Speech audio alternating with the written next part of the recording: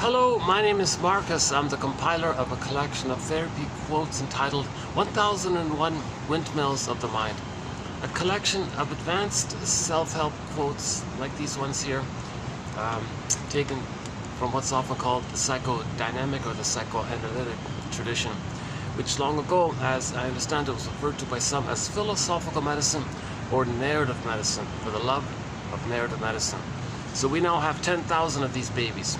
10,000 clear, fun quotes to help one formulate, construct, put words to, symbolize, recognize, think, so that what's known can be accepted. So we have a lot of what's called the unthought known. The child has a lot of knowns, a lot of experiences, but he can't think it. That's the scarecrow image, looking for a brain. And so if we don't think it, we don't process it, that means the painful memories are stuck in the unconscious, which is mainly the survival brain. And a lot of energy is in there, no time is in there.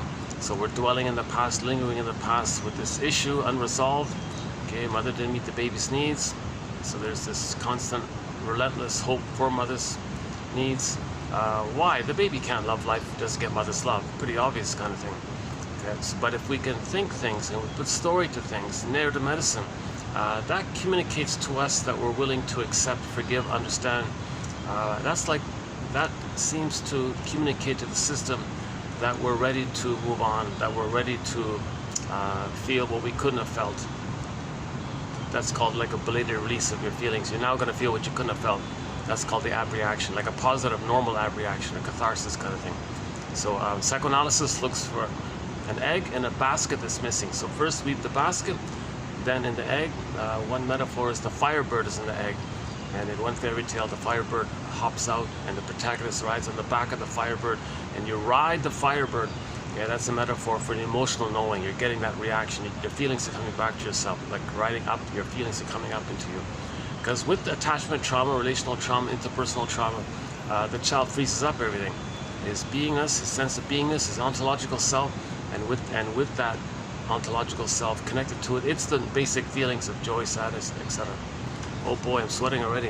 I thought I could hold out here for a bit. Yeah, geez, new venue, new experiment here. I'm back at the mall. I really missed that little organic pumpkin soup they have.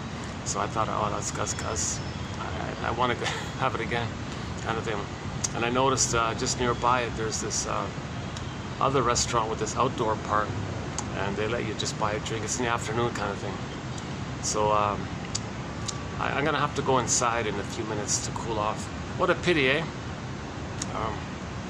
Yeah, so not too spectacular a view or anything, but I think I'm on the 6th floor or 7th floor, something like that. Maybe the 5th or something. Between the 5th and the 7th floor, something like that.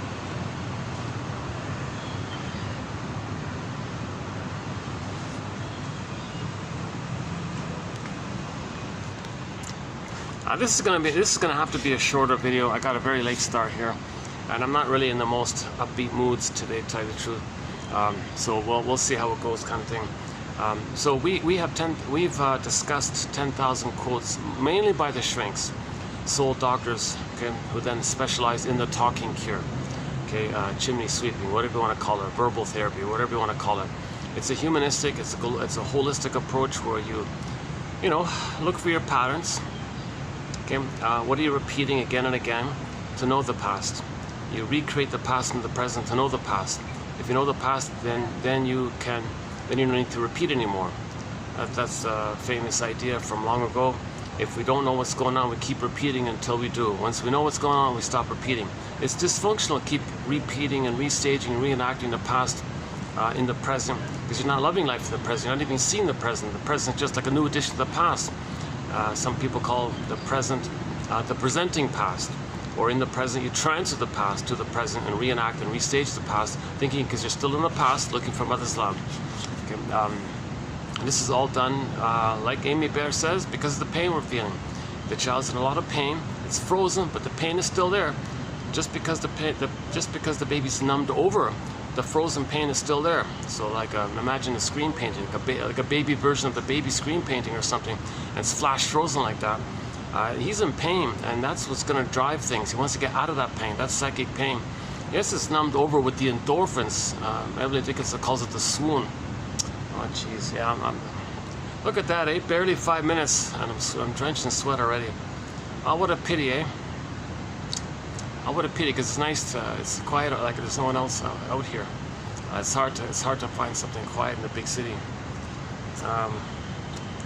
Yeah, what a pity. Hold on a sec. Let me take a sip of water here.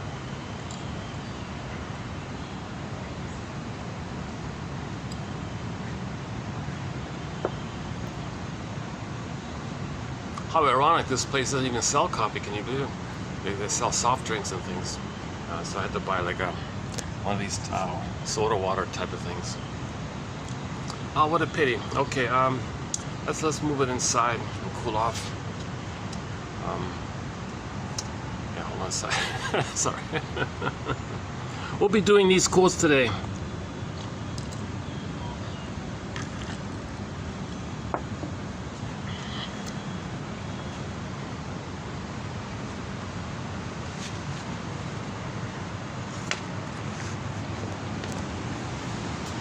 Oh, geez, look at that, eh? You know, it didn't seem that hot today, but I guess it really is, eh?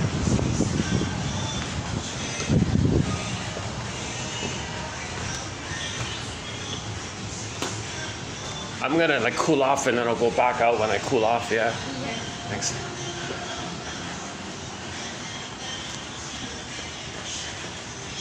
No, I'm fine, yeah, thank you. Thank you very much. Let's hang on here, up there. I can, how's lighting here? What if I do this? Okay, let's do this. This place is usually quite busy. I'm surprised it's kind of...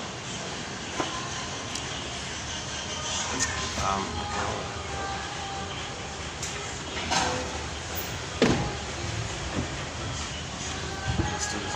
Yeah, so we'll be doing TQ 2852 from a self-help author. Roughly 10% of the quotes come from self-help authors. Self-help authors who are psychoanalytically oriented. So they have a sense that the unconscious makes us do things, and we want to be conscious of it. Then we have more free will, kind of thing, more self-agency, more self-activation of the real self. But if the real self's frozen, the unconscious is dealing with that issue. It's recreating the trauma in the present, thinking we're going to get a better outcome for the past. It's a fallacy. There's no time machines. You can't change the past. But the baby's brain doesn't know time during that time. The baby's brain at the beginning, it's in a state of timelessness. So if there's trauma in that timelessness, that trauma is like infinite. They call it the infinite loop now. So that means all time is that time emotionally. Now, yes, when the real self, the authentic self, gets frozen up, we create the false self to deal with life, to deal with the external world, you know, to pay the bills and drive a car, and you can still get 10 PhDs, 10 medals, write 10 hit songs.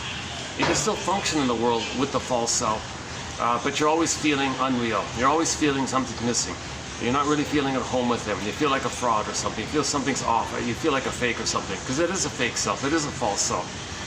Maybe a lot of neurotic pride by it. Maybe a lot of, you know, pleasure.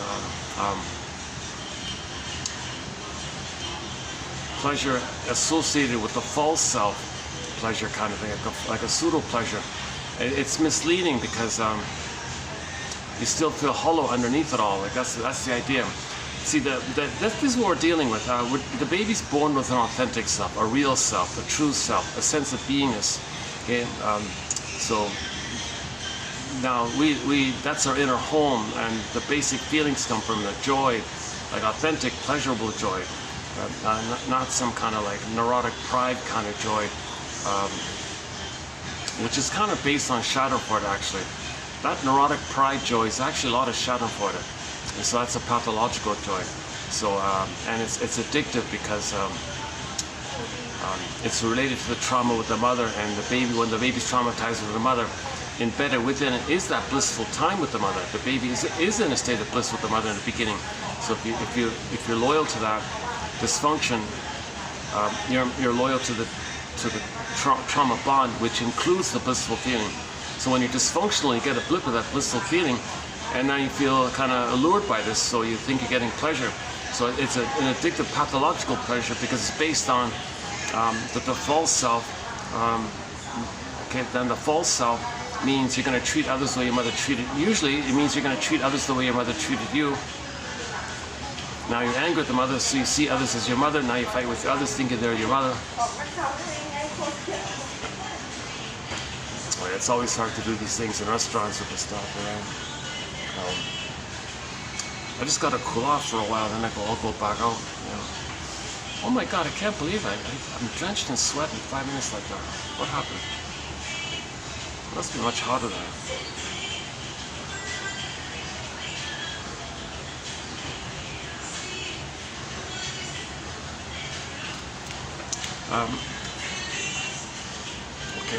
Yeah, my first time here. Yeah, the organic place is just next door.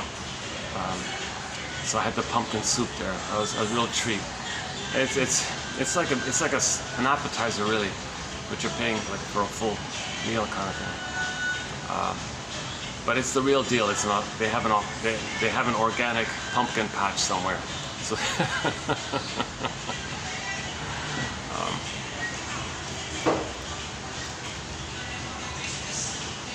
Yeah, let me get used to this cheese, eh? Yeah, sorry. Yeah, okay. Yesterday was a funny video. This is the third odd video I'm having in a row.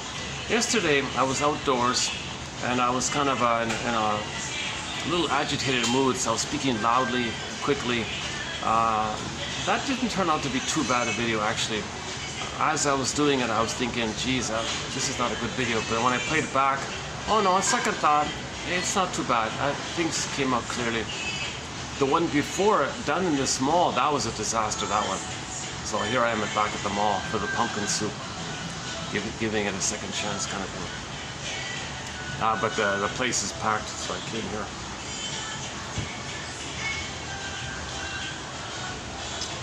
So that's a point I usually try to cover in every video in the introduction, is that the baby's born with a sense of beingness, ontological self, sense of self. I feel therefore I am the self, this feeling self, this emotional body, it's home with them. You know, we live to the extent that we feel. We live to the extent that we feel this embodiment. That's called the feminine element, the feminine principle, the yin. Lou Graham calls it the midnight blue. You know, so this sense of beingness. Now, myths and fairy tales discuss this issue. In a myth or fairy tale, if there's a character that serves as a personification or representation of the beingness of a person, and that beingness of the person, that character that represents the beingness of the person, like Snow White, like Rapunzel, etc., if they're like frozen, lost, locked away, far off, okay, that's the trauma. So in the case of Snow White, metaphor for our beingness. Okay, so she's in a coffin, she's in a glass box, not dead, but she's in a coma like that, and she's in a glass box, far away in the unconscious. So imagine that. Imagine that as how a person feels. How do you feel if your beingness is in a coma like that? Emotional hypothermia, emotional coma, emotional catatonia. Echo, same thing. Echo becomes a statue in the narcissist myth. So if a character becomes frozen or a statue or something like that, or they're alive but they're far away like Rapunzel, you know, or they're disappeared, like Miss Core gets pulled down into the underworld, okay? Or like Iron John, the golden ball locked in a cage, and you got to get the key. And where's the key? It's under mother's pillow. So that you got to get the secret that the mother used the baby to meet the baby's needs, and that's the key to release your beingness. Okay, I feel therefore I am. So the beingness and then the feelings part. So Rapunzel is pretty clear. You got the character Rapunzel, and you got the golden hair. That's the feelings part. Okay. So in a myth or fairy tale, to describe attachment trauma, relational trauma, interpersonal trauma, betrayal trauma, it's quite remarkable how it is the fact that so many mothers they're doing what's called an "oh cunning tale" on the child. Okay, let's enter Emily Dickinson here. It comes from her poem. The baby has a great hope. He has a great natural expectation that his mother would be there, he'll be soothed, he'll be comforted, get his needs met. He has a great hope like that, natural expectation. In it, biological, psychological, emotional, his whole beingness expects his mother to be there. That's a great natural hope like that. Okay, whoa, it fell. It fell. Now they betrayed him. He wasn't around, and used bad mood, whatever's going on, whatever old cunning tale it is. Okay, so the baby didn't get that, he didn't latch on and get the safety and the blissful oneness of the mother. The baby had a great hope. It fell. You heard no noise. The wreckage was within. The wreckage. So what does the baby do with his beingness in that situation? Okay, he wants to protect it. So he, as a desperate emergency, what the baby does is flash freezes his soul, his beingness. So the beingness can be frozen, turned to stone, petrified, lost, some other magical, far away, that kind of thing. So he's gonna like stun it, like fossilize it, something like, it's unavailable to the person. That's the idea that now he's not gonna feel. That's called athymolexia. No feelings for your words anymore. You'll have words, but no feelings for them. That's athymolexia from the Greek language. Okay, so then emotional illiteracy, affect phobia, etc., low EQ, whatever you want to call it. Okay, so that's the issue. So joy and sadness are gone. In the Disney film, this is represented by the characters joy and sadness, where they got zooped away. Okay, they got zooped away. That implies the beingness got frozen. Okay, when the beingness gets frozen, the joy and sadness got zooped away. Okay, the beingness is related to your needs. The baby has needs. The needs don't get met. Okay, so he feels rejected. The beingness freezes. The positive feelings associated with the beingness get zooped away. It's kind of implied. If the joy and sadness get zooped away, the beingness is frozen. Or if the beingness is missing, then the golden ball is missing. They're kind of together. Or one implies the other. Or sometimes you see it together. Like Rapunzel, the lady in the golden hair. Sometimes it's together. Or Iron John and the golden ball, sometimes together. If it's not together, that one implies the other. I feel, therefore I am. I feel, therefore I am. We're talking about the beingness, the serene, inexhaustible fullness of being. So the fullness of being, that's your authentic self, the fullness of being. Yesterday's video called it like what they call like the golden fountain or something. The soul is its own source of regenerating. I forgot the term. It was in yesterday's video. 20. What is it? Today's 2, right? Yeah, 28, 51. Today's 52. I forgot the term. Go to yesterday's video. It's in there. This quality that there's a kind of continuous, natural, enduring spring within, or something. The soul is its own source of unfolding, or something like that.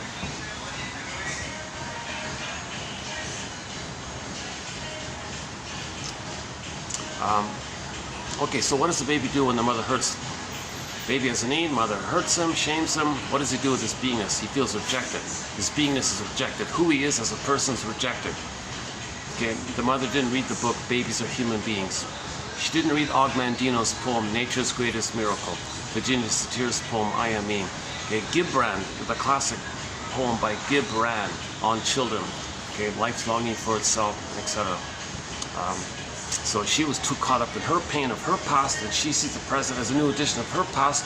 Can't see the present because she only sees the past. She transfers the past to the present. Can't see the baby in the present because she's living in the past. That's part of the old cunning tale on her end.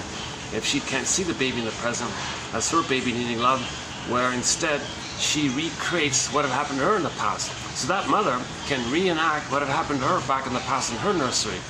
So in her nursery, she had a need, her mother shamed it. Okay, that's like an infinite loop. So new situation, okay, she's going to get the baby to play herself, and she plays the shaming mother. She's going to reenact the past in the present, but this time she uses the baby as a proxy of her, okay, and she plays the shaming mother, in effect saying, baby, you're going to play me when I was a baby. I'm going to play my mother when I was a baby. So go ahead, baby, play me. I'm going to play the mother. Baby says, I need love. She thinks she is replaying what had happened to her when she needed love and the mother shamed her. So now in the recreation, okay, she sees the baby as wanting love, as her wanting love, and in the past the mother shamed her. So in the present she shames her own baby, okay, in the loop, replaying, repeating what had happened to her. Okay, so in other words, the mother sees her baby as her back in the nursery. She is the shaming mother, because that mother had already identified with the aggressor. A common thing that takes place in trauma is that the child identifies with the aggressor, finds proxies to play their soul that shames the soul, because that's what the mother did to them. The baby, that's the baby's attachment to the mother. So that's his loyalty to the mother, and so on.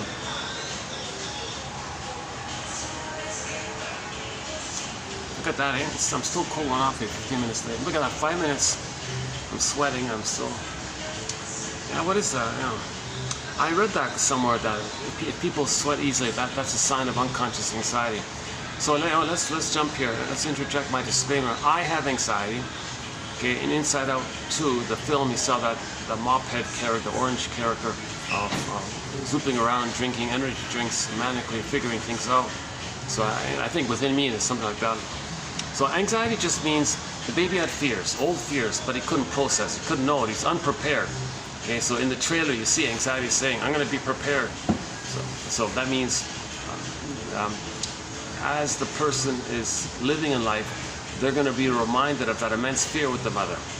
Now the person a little older, they think they're going to be more prepared for it, hence the anxiety in anticipation of reliving that, recalling that old fear with the mother. So anxiety means you're feeling the fear of the past which you forgot. So the basic definition of anxiety is you're afraid and you don't know what it is. What? Okay, now we're not talking about benign, normal, reasonable anxiety, okay, like that. Most anxiety means it's physiological from your nervous system of the fears of the mother back in the nursery which you forgot. And little things in the present can remind you of the interaction with the mother. Because the mother was the mother was the whole world for the baby. There's a map in the baby's brain, like a model, internal working model of the world, himself in the world. The mother's the world. And he lives in the world and is triggered again and again of that original experience with the first world. He expects it, it's just triggered all the time. So he's going to be more prepared for the mother. So anxiety is always, and if you see the film Inside Out 2, you see she's always anticipating, she's catastrophizing, imagining every worst case scenario, trying to prepare for a little situation, a little manic like that. I'm going to be prepared, because the baby was not prepared. Now you're getting older, you want to master, you want to buffer, you want to prepare for it. Now you're dealing with the past, of course.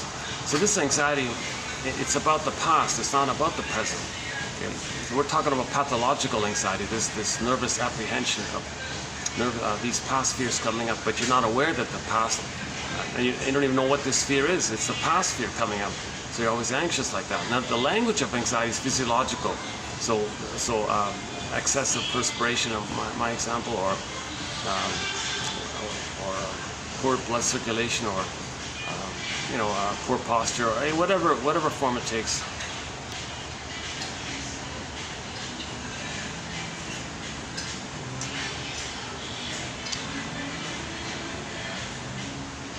Nice pillows, yeah.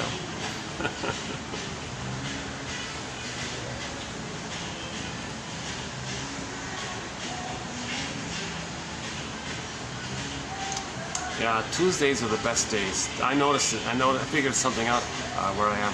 Tuesdays are the quietest days. For some reason, a lot of shops take their day off on Tuesday.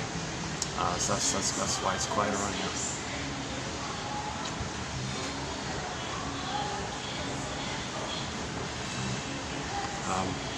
Okay, hang on, where are we?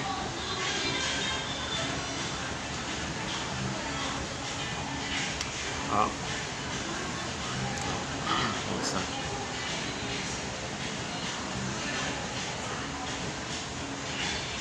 I think a pumpkin seed just made an appearance.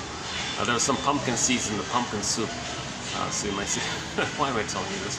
Oh, my disclaimer, yes, I have anxiety. I have anxiety. I have not been analyzed. I didn't do this analytic process. That's unfortunate. I'd love to, of course. So I'm not so obviously I'm not a counselor or analyst. I'm not a dream interpreter. I'm not I'm not a shrink. I'm not a professor. I'm not a midwife, doula, nutritionist, gynecologist. None of these things. I only have a basic BA. Keep that in mind. Disclaimer. I haven't been analyzed. I have no experience, no training for counseling like that. I'm the compiler of the quotes. My effort is to find clear quotes, and if I get it, everyone's going to get it, I think. So these quotes are clear, easy to follow, informative.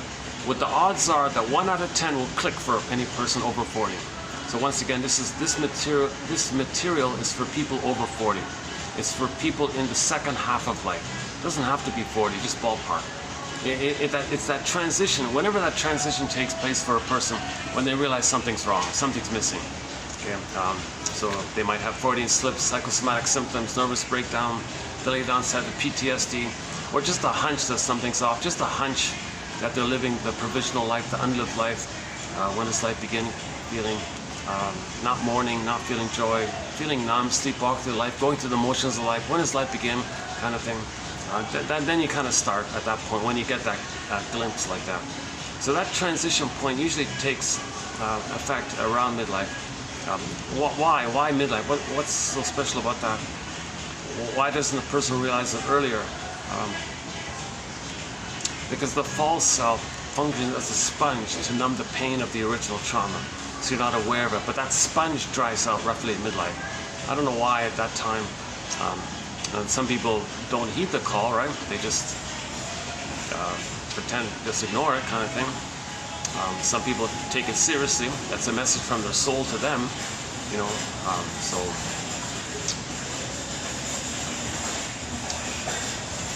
So you want to respect that phenomena. Like if you recognize something's missing, what's going on? Be a detective, be a psychological detective, existential detective, emotional detective. Okay, narrative medicine, story detective, be your own story detective doctor kind of thing, and get this narrative medicine, that kind of thing. And this is the famous second journey in midlife, or the hero's journey in midlife, or the midlife audit, the midlife examination period, okay, whatever you want to call it. Whether or not it's precipitated by any kind of crisis or not, it's often just a hunch. Now some people are kind of have the resources to keep themselves distracted. So they manage to repair the holes in their false self again, and they patch it or something. But you're missing your feelings, you're missing your beingness. It's a kind of a impoverished life like this inwardly. So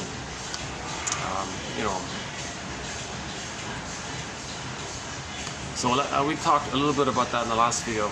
At the Swan place, at the outdoor place, yeah. Okay, so I did my disclaimer, right? Plus 30% of what you, so I often quote Robert Blythe.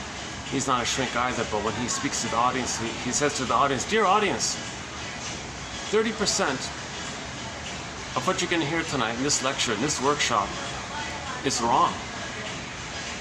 It's up to you, dear audience, to figure out which 30%. So that's the idea. There's no set answer here. There's no psychoanalysis is not a magic breast. There's no magic words here. We're sharing clues. We're all meant to be detectives like this. So these were brainstorming. These like stepping stones, prompts to free associate with, invitations for mutual exploration. Okay, guesstimates, hypotheses, and some clues maybe with other clues can lead to better clues. It's just a brainstorming kind of process, and that's unique for everybody, kind of thing. So there's no set answer here. So the idea is that people have to be conscious in their healing. You can't bypass the consciousness and somehow magically be healed. It doesn't work like that. The healing is on the condition that you have a basket, that you have a catcher's mitt. Then you can catch the ball. Then with the basket, then the egg can appear. Then the feelings can come in. So you got to make that conscious part first. Okay, so the simple metaphor is the Wizard of Oz, right? So after the trauma, the ego got submerged, damaged, frailed up. That's a scarecrow. And so something happened, but he can't think it. He's got no brain, remember? Okay, with trauma, the person's not going to love life anymore, not going to feel love life and pleasure, path with heart, meaning, feeling. Okay, because that's the Tin Man, missing the heart area. Okay, the scarecrow and the Tin Man kind of being like that, means the person's going to feel disembodied from themselves. That's the cowardly lion like that, like soul fragmentation, you see? So now this is like a fairy tale, so the psyche, the system is trying to heal. So a representative of that force to heal is Dorothy. She's trying to line things up, trying to line up brain, mind, heart, brain, heart, body. Okay, scarecrow, Tin Man, lion like that. She's trying to line it up like that. Okay. So that's like the imagery that we're seeing here. Or you can just say, broadly speaking, be like Dorothy. Be like Dorothy and recognize that at first feels disembodied, okay, not fully like humming, Kristen Wilson puts it this way: if you don't feel embodied, you're not making sense anymore. You don't have your sense of self, your authentic sense of self, your beingness, then you're not going to make sense in your behavior. Because normally, your normal behavior is inside out. Another way to use that phrase, inside out. Inside out. If you have your beingness and your feelings, then from your feelings you have empathy, morality, ethics, virtues, because you have your feelings like that. So your behavior is normal. You're doing your cherry red, midnight, back to Lou Graham. I think he took the yin-yang idea and called the midnight blue cherry red or something. Okay, like the moon and the sun, okay, the night and the day. So the feeling, the being, the resting, the feminine, and then the doing, the act, the masculine, the yang. Yeah. So you want your doing to come from the being. You want your healthy doing comes from a beingness. So if you have your beingness, your doingness is normal. That's the normal inside out. If the beingness is damaged, then what you're doing outwardly doesn't make sense, because you're grasping for symbolic mother. You're trying to change the past by repeating the past, telling the world what your mother did to you. You're not making sense like that, because you're still in the past all the time. That's the neurosis. Okay, so be like Dorothy. Recognize that the person doesn't feel that kind of embodiment like that, not making sense. They're missing that. Another way of saying it, Karen Hornad describes it in her essay called paucity of inner experiences. If a person has that paucity of inner experiences, it means they don't know what they feel. The feelings are frozen. Again, aphimolexia or alexithymia, no words for your feelings. Okay? Now, you don't free associate, because you're afraid to say really what you feel. I don't know what I feel or think. You're afraid to make I statements. The simple, basic I statements. Dear friend, you said you called it 5, now it's 6. I feel bad about this. And then, this reminds me of kind of my childhood events. And you just share a little bit like that. So I won't do the I statement thing. If you go to the end of the last video, we did a little bit about I statements. Susan Campbell, Rosenberg. I think I spent a little time at the end of the last video on how to make an I statement. A key point here. Go to TQ2360 for more on that point. Okay, paucity of inner experiences. So you're always outer focused because you can't feel, or it's numb like that. So by being excessively outer focused, that distracts you the pain that you feel within. It's positive inner experience, Karen Honai, or whatever I mentioned was Karen Honai. And so on. So you're not making sense. Kristen Wilson jokes also in that speech of hers called "Ooh, My Soul." Let's talk about salvation. No, I don't mean a peach smoothie and a massage, she said. Like those are outer things, right? Okay, so realize, that's that part. And then number 2, the Tin Man. If a person's not loving life, like a Tin Man, not loving life, the heart's missing, not loving life, not loving others, feels empty or whatever. The meaning and the feeling and the intimacy like that, the path of the heart, all that's missing kind of thing. Well, what do? Do you address the lion? Do you address the Tin Man? No, you start with the scarecrow. Okay, you start with the scarecrow. Help give him a brain.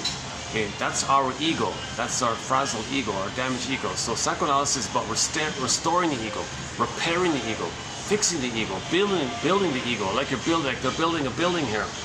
Like those guys building that building. And then when the building's complete, it's going to house people. So you got to build the ego. That's your conscious awareness ego. So you got to repair. So these quotes kind of help in that area, because they teach you how to think like a shrink. So the reasonable analytic mind kind of thing, or whatever. Seeing the two sides of the story. Looking at intentions, looking at motivations, looking at trauma, looking at various factors to understand the situation. That's the ego kind of thing. So you got to repair the ego. As you repair the ego, it's kind of like building a nest, and the egg can come in, right? Well, if you build the ego, naturally, spontaneously, nature does the rest. The feelings in the body will come back to the person. That's the emotional knowing. That the firebird comes back. From the ashes, you got the phoenix again. That's the metaphor. For getting back your feelings to the phoenix rising, or the firebird rising.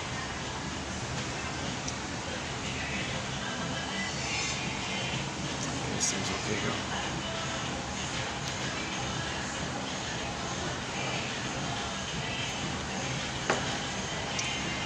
Yeah,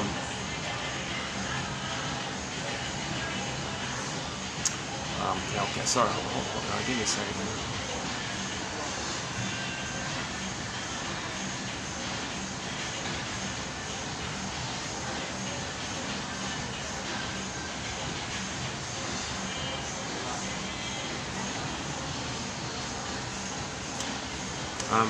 Yeah, I think in the last video, I think yesterday's video, I kind of did some of the basics about repetition, compulsion, the stingers and the clingers. I kind of ran through some of the basic pillar points that we need in terms of narrative medicine. So, you know, I think I'm going to skip it this time because, what is it? It's already getting late already. What is it? It's 4 o'clock already. Yeah, I got like, I'm sure at about 5 o'clock people will start pouring in. So I'm thinking,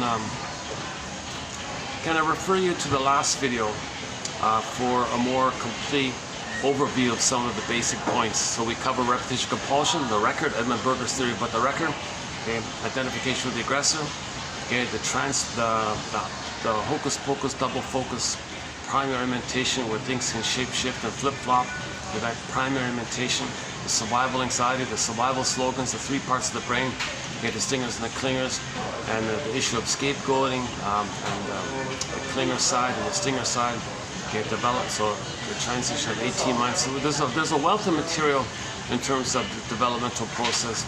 Okay, the baby needs paradise. Extended paradise. Oh, here we go. Ready. So okay, it's gonna get noisy. All right, let's do the outside part here. Hold on a second.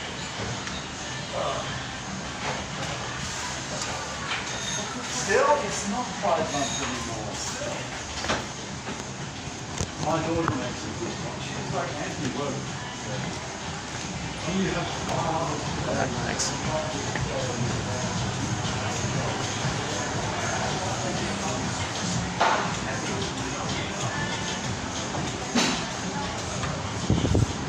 Whew. Whoa. Yikes. Boy, it's a hot day today. I think it really just is a hot day.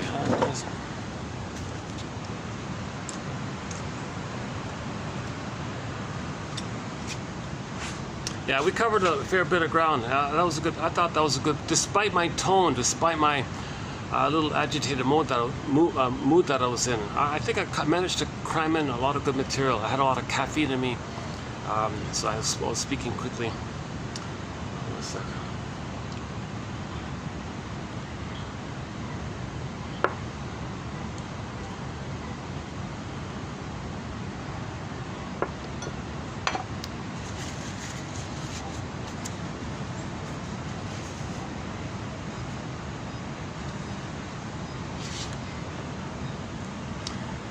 So okay, so assuming I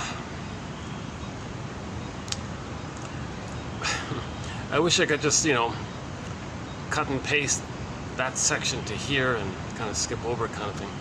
So I'm not going to redo the basic points this time. So let's just jump into today's quotes. So on average we post 10 quotes. So today we'll be doing, let's see, 1, 2, 3, 4, 5, 6, 7, 8, 9, 10, 11. All right. So today there'll be 11 quotes. That's pretty average on. So we have 1,000 videos here on average, 10 quotes, 10,000 here right on the channel. And again, it's Robert Bly's advice to read psychology. Okay, the heart of psychology is psychoanalysis. Okay, so to read psychoanalysis 10 minutes a day. Okay, and then so your mission basically is to pick a quote in each set, and send it to yourself, write it down. Make a note about it. Just do something with it. Just be active with it somehow. That's like a hygienic kind of thing. And if you read 10 quotes, you'll get one of those aha moments, and then that's like weaving the basket kind of thing. You're being your own weaver like that kind of. Today's a little on the lighter side. It's quotes from 2 self-help authors, Barbara Wood. We just completed 2 videos on the work of Barbara L. Wood, a self-help author who wrote a book in 1981 called Children of Alcoholism. I'm just twisting it, I'm tweaking it, calling it, I'm going to paraphrase it, adult children of adult children. This is just this whole issue of any person who grew up with parents who were emotionally immature, traumatized, dysfunctional, narcissistic. So maybe they had a BPD pattern, a Iago pattern, whatever's going on with the parents, avoidant attachment style. So she wrote a book in that area. So although she specified if one or both of the parents were drinkers, of course that atmosphere is chaotic and a child can't feel safe to develop. And if the parents are drinkers, that means they have massive denial. If they're in massive denial, then they're going to be gaslighters. So the child, in that environment, the child's not going to go through the developmental process. So adult children, basically. And we talked about the alcohol like as code for the breastfeeding failure time. And you're looking for a stimulating fluid that's a synthetic substitute of missing maternal fluid. That was, we talked again, last video we talked about it. So I just finished it, but I noticed that I had like 3 quotes left over from that. So I'm going to finish it up here. So let's finish up with Barbara Wood's book here with these 3 quotes here. Okay, so let's do these 3 quotes first. Okay.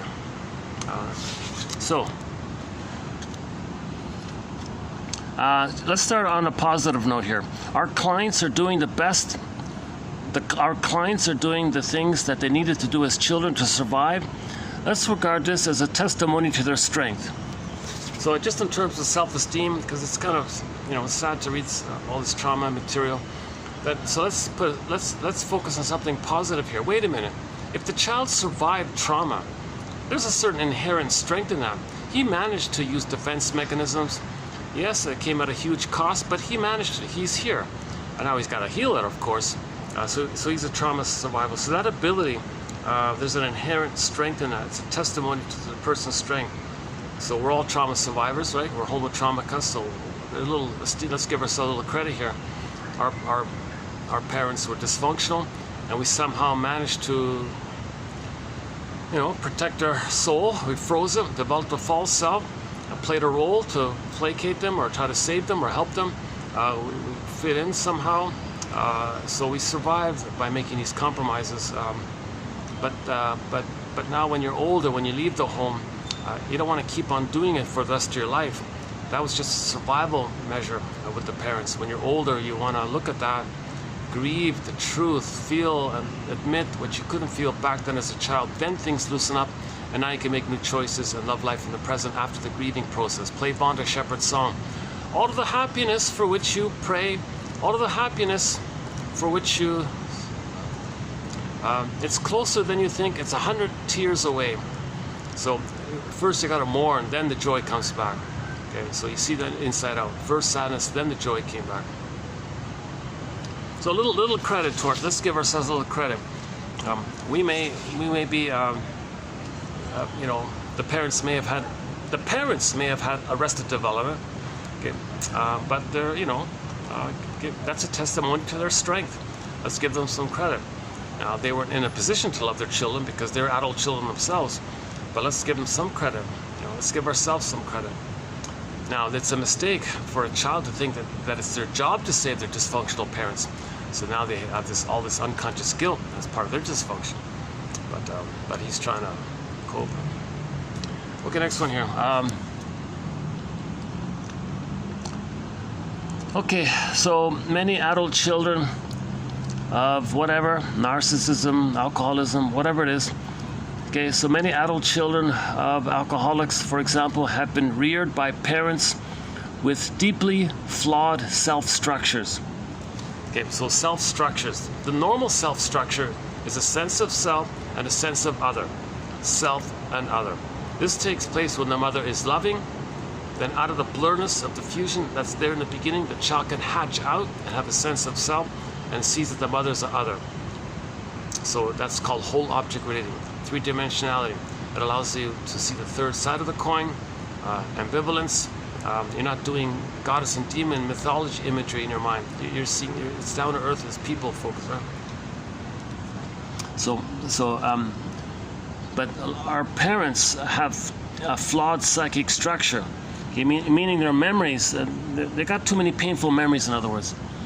So that means these parents, these dysfunctional parents, were unable to mirror or affirm and support distinctive and healthy aspects of a child's unfolding self.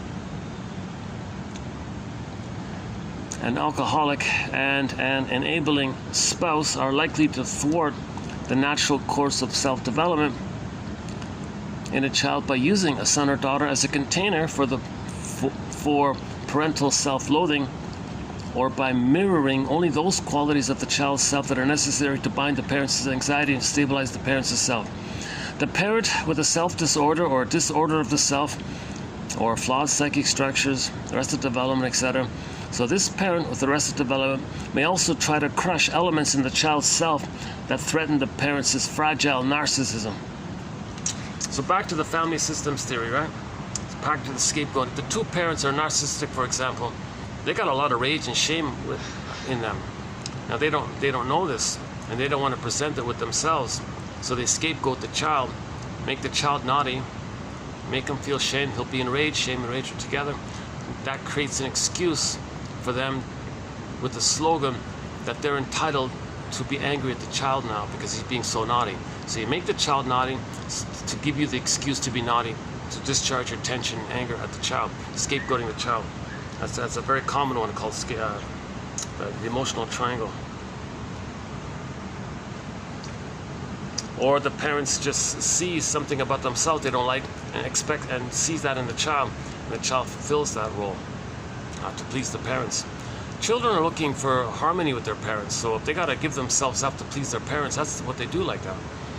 Children are looking to fix their parents so they can have loving parents, so they can be themselves. So they do whatever their parents say to them, unconsciously, consciously. Again, many adult children of alcoholics have been reared by parents with deeply flawed psychic structures, unable to mirror and affirm and support distinctive and healthy aspects of a child's unfolding self. An alcoholic and enabling spouse are likely to thwart the natural course of self-development in a child by using a child as a container for their shame. Or maybe they'll mirror only those qualities of the child's self that are necessary to bind the parent's anxiety and stabilize the parent's self. So this is the typical, that the first child, the parents may expect the first child to be a superstar to redeem them, make them feel important. If he's successful, they can vicariously think they're successful. So if he's a star, that can restore their narcissism, feeling important and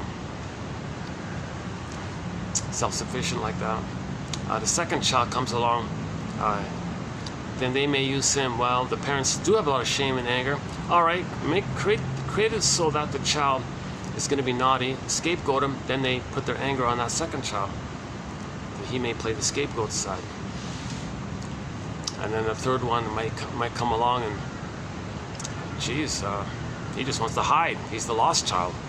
Fourth one comes along and says, boy, all this gloom in my family, what a gloomy, depressing, dysfunctional family. He figures out, wait, there's so much tension here. He may discover that he can do funny things and make everybody laugh. So he becomes the family clown or something, the mascot they call it.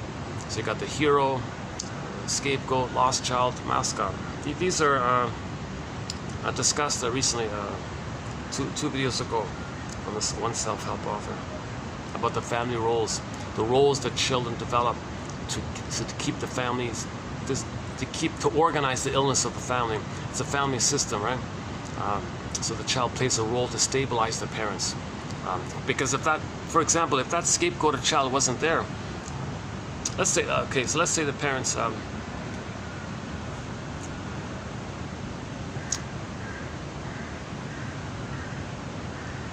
let's say the parents don't have a child. See, there's a lot of tension there, so they'll avoid each other or focus on their work or something. But if a child is there, okay, then they can get along by together. They can shame the child. It keeps them together. The child goes along with it. In other words, children are caught up in the drama of the parents' childhood scenario.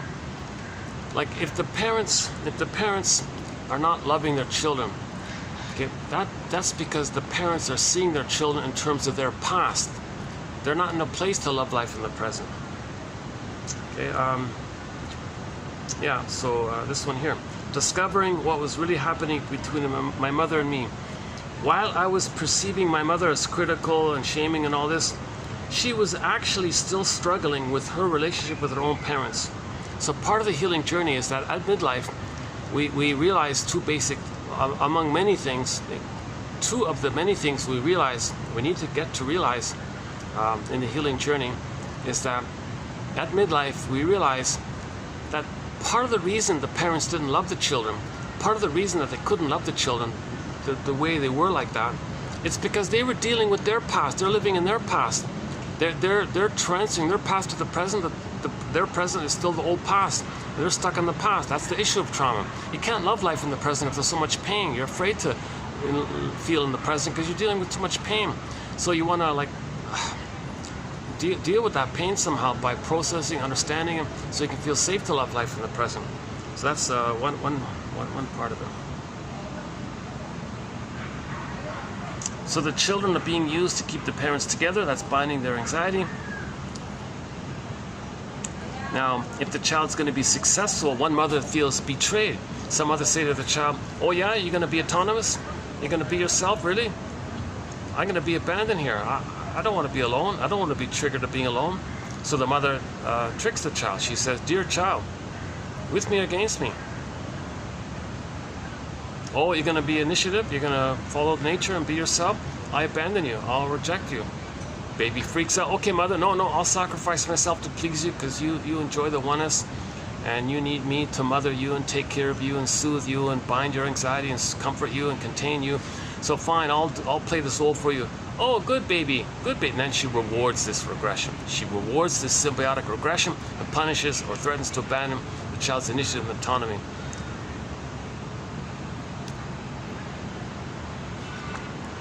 I'm drenched in sweat already. Jesus. Why am I so... What is it about today? Why am I unusually... I'm not sure what it is about. Maybe there's a flaw. Maybe there's some kind of heat. Maybe there's some kind of fan thing or something.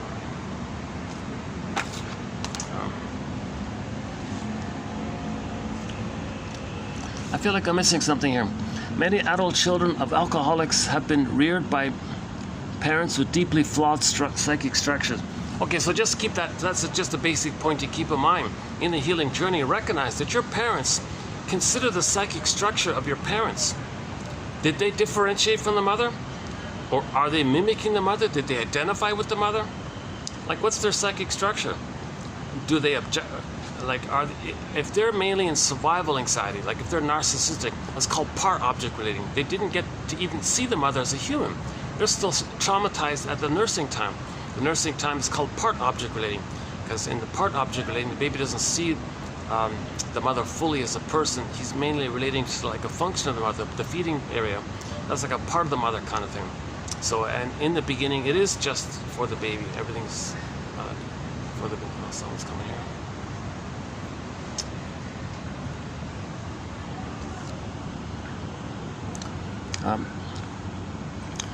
Okay, so our parents don't have whole object relations. They don't really have a psychic structure of I'm okay, you're okay.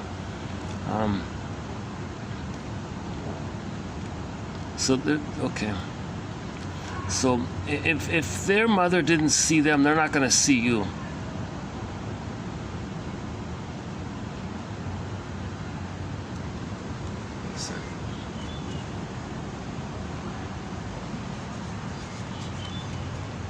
Yeah, I'm gonna have to find another spot here. That's too hard. Let me go back to the maybe I can go to the organic spot where I was before. Let me go to the pumpkin. Let me go to the pumpkin soup place. Hopefully there'll be no guests at this point. Yeah, I'm drenching. I can't. That's funny, eh? Look at that. It's gonna take me 30 minutes. It's funny. The last time I was here, I had a struggle. It's happening again. I have a hard time doing these things in malls. I gotta accept this. I keep trying. I want to make it work. I want to find a way to make it work. because it is kind of convenient in a way, but.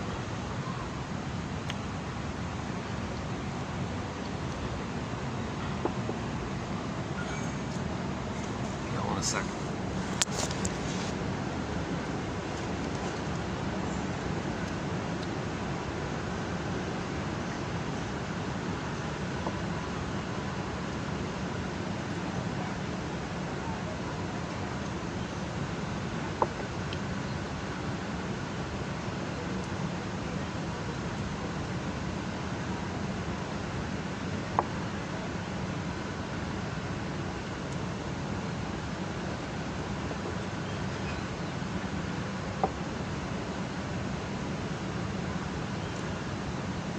Go to Santa's Bootleg and play The Rapper or Dreaming or Rick Santos' Lovesick song or When the Boss is Coming by Oma Wumi, Omawumi from Nigeria. She's like a diva, pop diva queen from Nigeria. A fun techno song.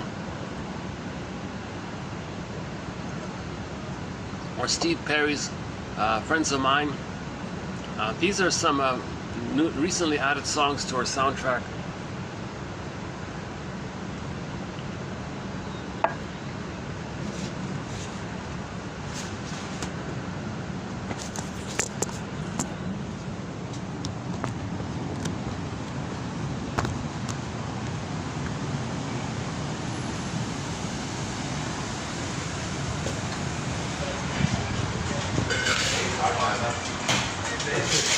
Okay, thanks a lot. See you next time. Thank you.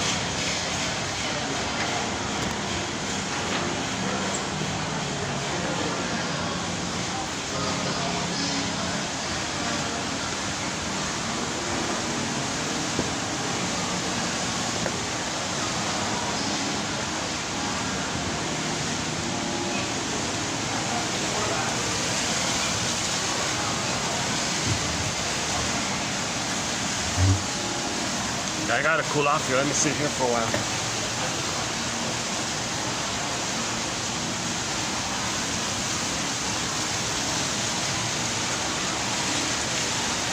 Oh yeah, we learned yesterday. That's called the evergreen chandelier. Yeah, they regard this as a living evergreen chandelier.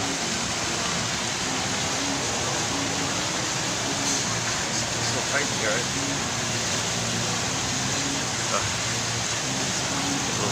Little cramp in here. Yeah, so we'll get to, let's continue here. Okay. I'll come back to that one. I feel like I'm missing something there. Okay, famous shrink guy named Winnicott. Not a fan of his or anything. His name kind of comes up once in a while. Okay, he believed that when parents fail in some profound way to adapt to a child's needs,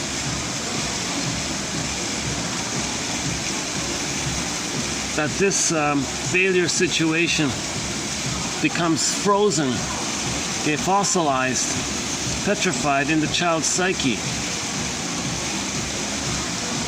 Yeah, that's called arrested development, stunted development, developmental arrest. He couldn't develop. It's a failure situation. The mother failed the child. The greatest hurt of all. Mother failed me. That's the failure situation he's talking about. But it can be unfrozen and re-experienced later in the context of an environment that's making adequate adaptation, i.e. psychotherapy. He felt that it was necessary for clients to re-experience early states of intense need with the analyst and for the analyst to correct parental errors at this point by deeply understanding the need and conveying this understanding. That just sounds like empathy. So to get to a place where you admit that you had a need and how you felt by it, and you mourn that you didn't get those needs, and the shrink has his feelings, that pulls up the feelings in you if his feelings are pulled up. If the shrink's embodied, it'll help you to be embodied. If the shrink's too anxious, he'll squelch it in you. You won't feel safe in his presence. That's why the shrink has to be analyzed. He's got to be embodied himself. He's done the mourning process. He understands what's going on. and he has a lot of empathy for you. So he can give you interpretations, he can validate your experience by saying things like, you must have a very good reason for saying this. You must have a very good reason for saying this. That frees up the person to say more what needs to be said.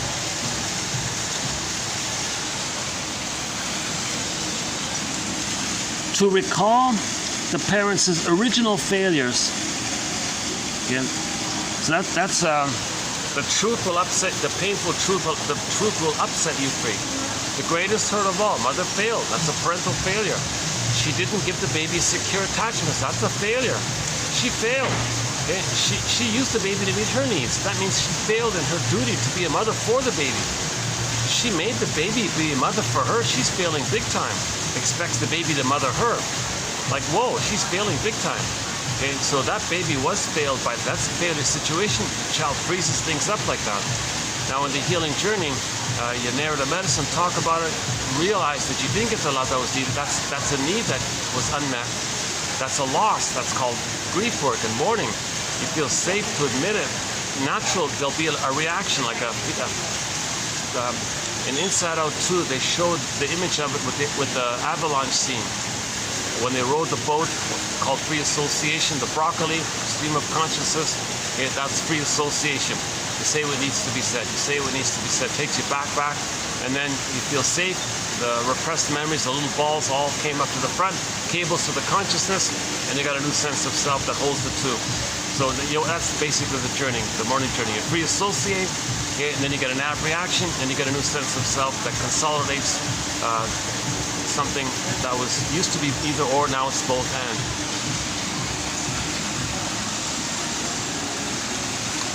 Okay, so two of the things, she mentioned two of the main things that she realized at midlife. That number one, if your mother was critical or dysfunctional, that's because she was still struggling with her relationship to her own parents.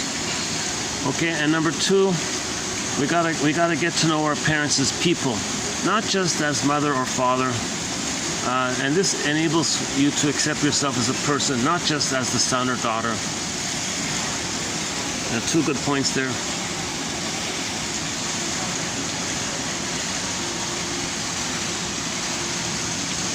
Now let's do the emotional eating one here. The emotional eater, okay, so you're using food not because you're physically hungry, but to trick your brain using a concentrated condensation of sugar, salt, and fat to fool the brain that you're safe by the surplus food, and then from the safety from that surplus food, the brain will give you serotonin. Now you feel safe from the serotonin by the trick of the food. It's not the memory of mother loving you and soothing you. You're using a trick to soothe you to get serotonin. Then you become an emotional eater. The emotional eater probably would, if asked, be aware of having learned that comfort foods ease pain. Obviously, you feel lonely, you feel scared, you feel lonely, you eat some ice cream. Of course that's going to ease pain. Okay, you're reminded of the old pain of being uncomforted. That's pain, obviously. Okay, but the learning seems to take place at another level below awareness as well. Okay, so there's, okay, let's go on. It is as though the body learns automatically that a given comfort food, let's just stick with ice cream,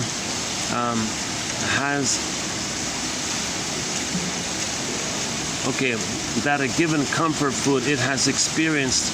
So, okay, the body, it is as though the body now, okay, the body, the physiology, the body learns automatically that a given comfort food it has experienced relieves certain unpleasant sensations.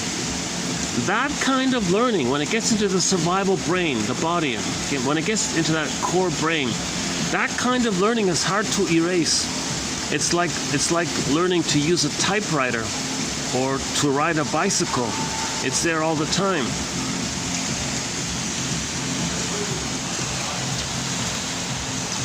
So that was the point about the intervention. So I go to the end of the last video with Mr. Bon Scott.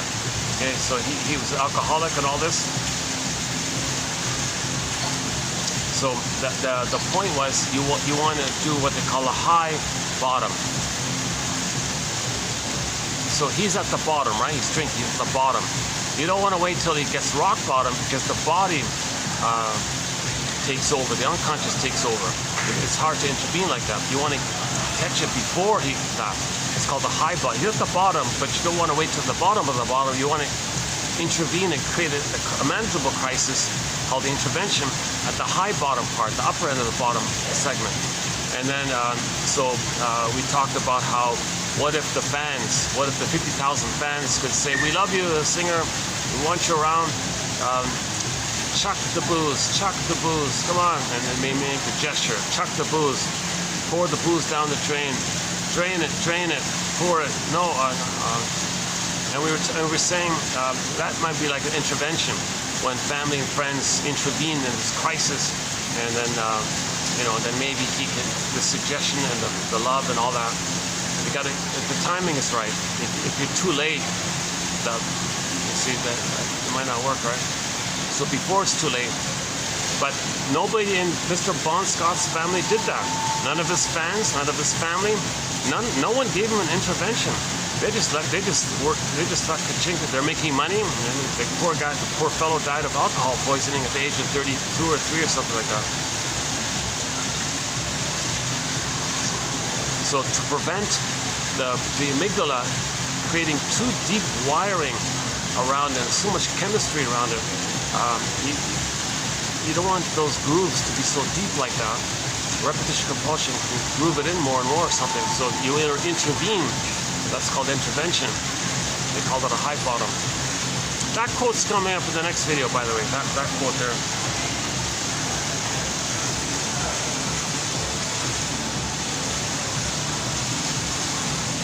Okay, so just at the point, you may consciously realize that ice cream soothes you, but at another level, your deeper brain, your amygdala is learning it as well. Just different levels of awareness. The more conscious level of recognition and the more unconscious, which is harder to reach. Is that the one?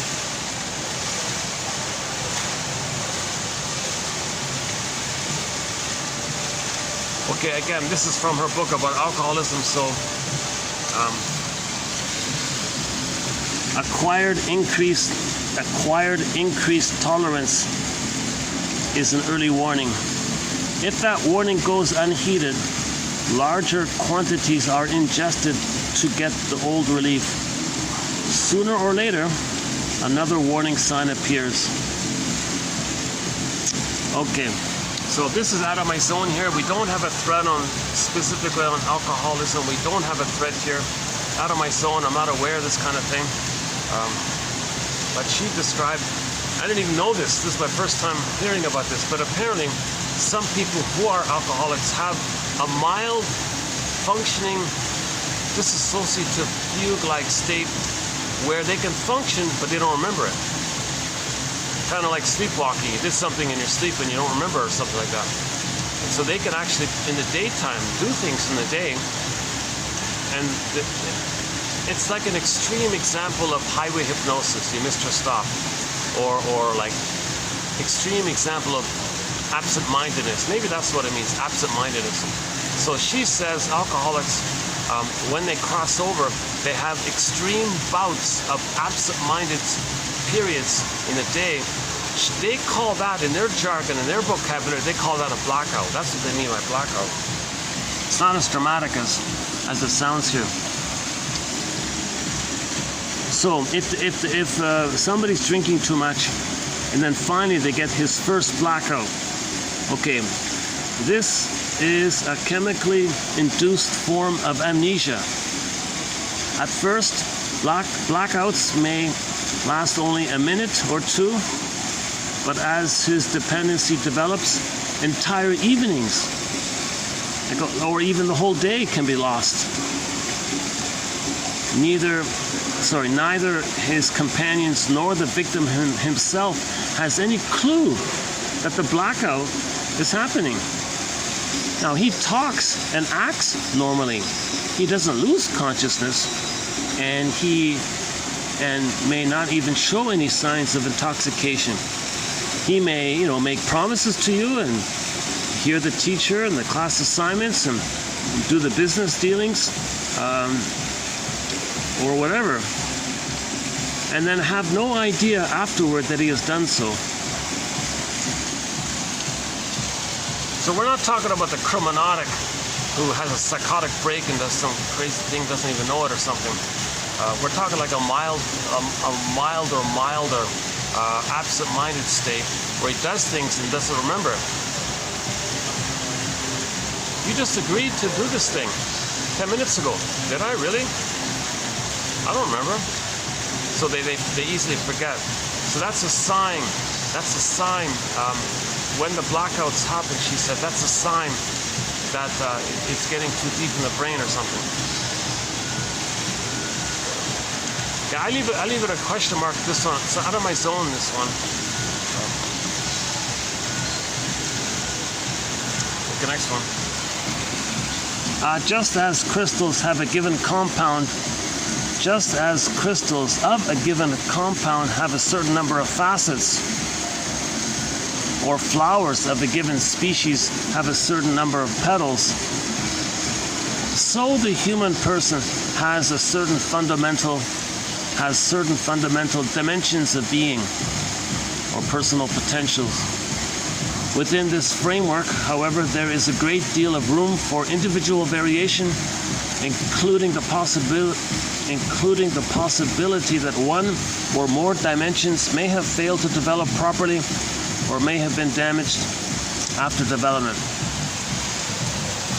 So keep that in mind. There's different facets, right? So our beingness, a part of us can be frozen, but the false self can let us develop cognitively, physically. You get 10 PhDs, you get 10 medals. So you're developing in those areas, but another facet of you is frozen. So just as a flower has petals, different facets, a person has different facets. Emotional life, psychological life, physical life, chronological life. It's just that basic idea.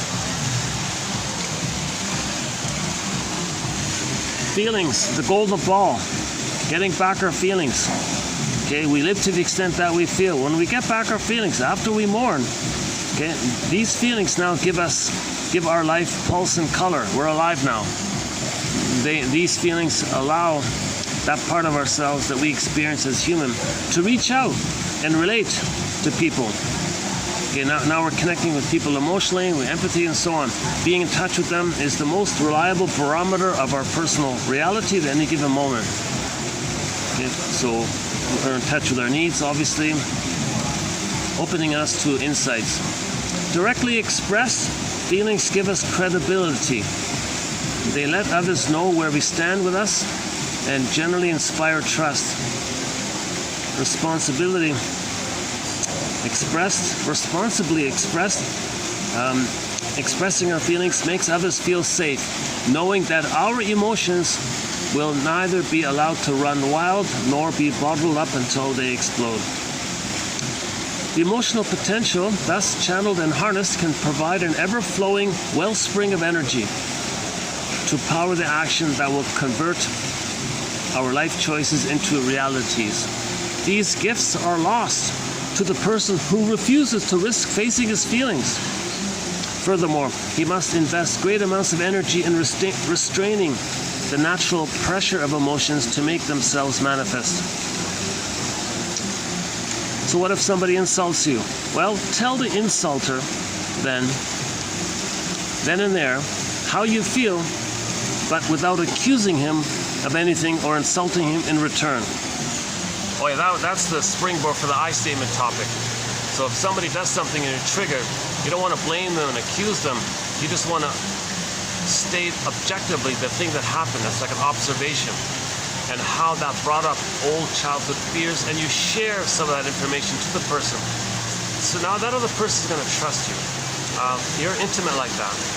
You see? Now if they attack you for it, you got to have empathy for yourself and for that person because they're afraid of this area. But generally speaking, when someone shares their vulnerability, other people trust you. When you're real, you know where you stand, where they stand. Things are a little more safer that way, rather than this unknownness He's too silent. Is he gonna do something covertly, sneakily, or something? Is he gonna do something dramatic or something? So it's called making I statements. Something happened in the present, and you feel upset. Well, it's a trigger. Talk about it. Okay, that little thing that happened reminded me of the past. Now my anger that's coming up is for the past, not you in the present. You're just a trigger, or what you did was the trigger. My anger is not at you, it's for the past. So you kind of make that clear, right? But again, this point was done yesterday at the end of the last video. I feel like I'm in a rush here to get going or something. Yeah, I'm relieved this will be, this little stretch, this 3 video string has been a little chaotic for me. I'm going to definitely take a breather at the end of this video. I'll take a few days off and calm down. I don't know what it is. I'm in a bit of a mood. I've been in a bit of an odd mood the past couple of days.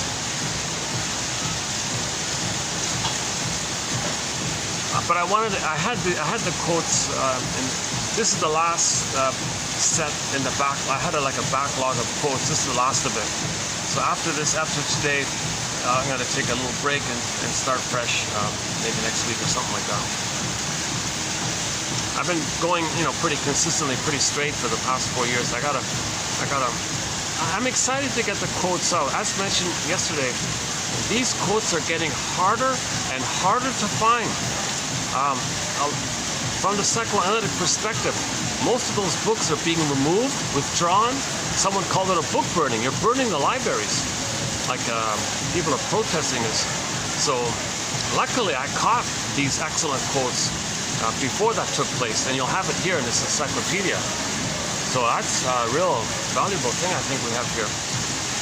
Plus, in addition, a lot of the quotes in our collection come from printed books which haven't been digitized and which may never will,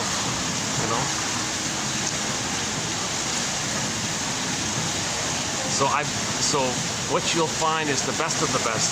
There's a lot of muck and mud with the a lot of red herrings, a lot of jargon, a lot of misinformation, a lot of exploratory ideas, a lot of philosophical, a lot of splitting hairs and debates, a lot of this kind of stuff. Out of that mush, I managed to just pick out little bits. That's helpful, that's clear, that's helpful, that's clear. I tried to do that throughout.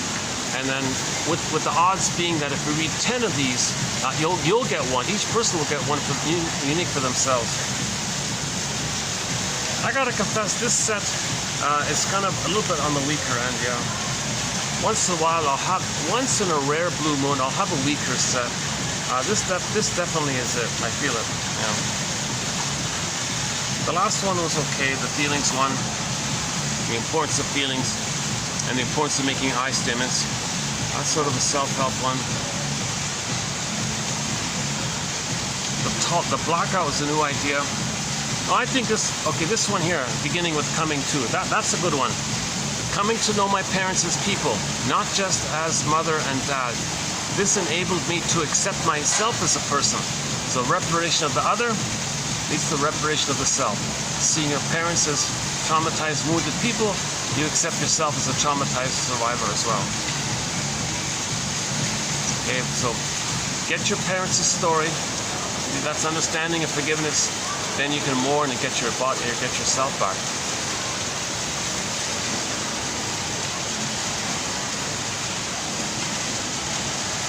Okay, the parental failure. Okay, so just a little encouragement, that one there. A testimony to our strength. So just remember, everyone is dysfunctional. There's a certain inherent strength in them. They have to figure some way to adapt to their abusive mothers and fathers. So there's a certain kind of strength in that. So we're all trauma survivors, right? We're Homo traumicus, or Homo sapien traumicus from 10,000 years ago.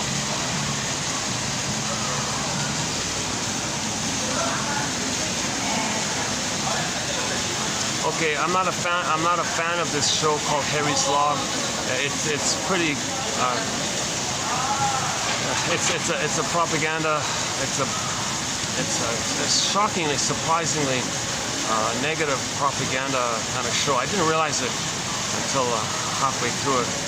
But in the meantime, we got 3 quotes from it.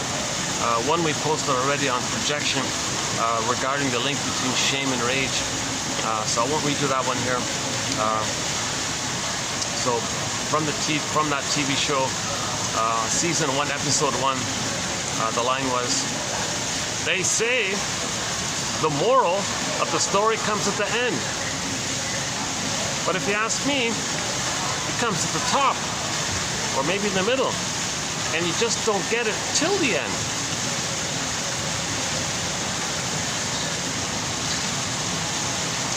But the next one's a good one, or a very good one. It's a midlife issue. One of the characters was very charming and all this. He realized it wore off. It didn't work anymore. He said to himself, "Oh my God, what's worse? Realizing you're not what you used to be, or knowing knowing you're still what you always were." That's a good one. The first one. I regard this as I've added this to our self-help thread. Just basically answer this question. Answer this first one here. What's worse? To realize one day that you're not what you used to be, or rather, knowing you're still what you always were?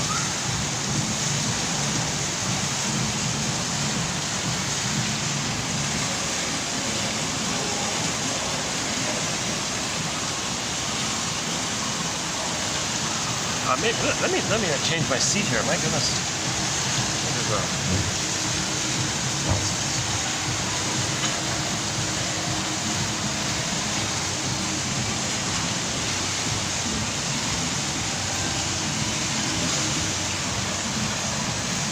Oh, they're really cramming these booths, eh? My goodness. Barely sitting. Oh, that's better, yeah.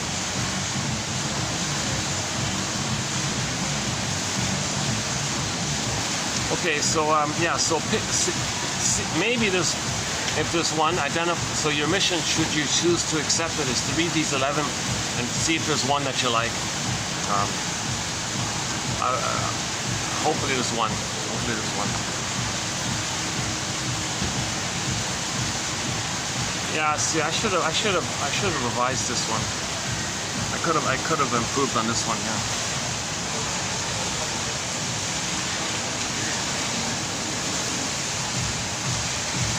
But you know what? No, it's okay. We got the first one. That's a very good self-help exit. The first one's very good. That's worth it. If you get one out of a set, it's worth it. That's my conclusion. If there's one good quote or question that's helpful, it's worth the set. So that's the first one here. That's my favorite one. It's the first one here. The idea that your parents have flawed psychic structures, just to keep that in mind. That they have psychic structure. Okay, psychic structure. So psychoanalysis is the study of the internalization, the psychic structure, what you internalize, what you remember. You create this map or this model by the interaction with the mother. The interpersonal leads to the intrapsychic. That's the working model. Now, if the parents had trauma with their parents, their internal working model is they're missing the soothing interject, they're missing the holding interject, meaning memories of mother loving them, soothing them, accepting them. Maybe they weren't seen, so maybe the parents have narcissistic pattern, maybe one of the parents have the bully pattern.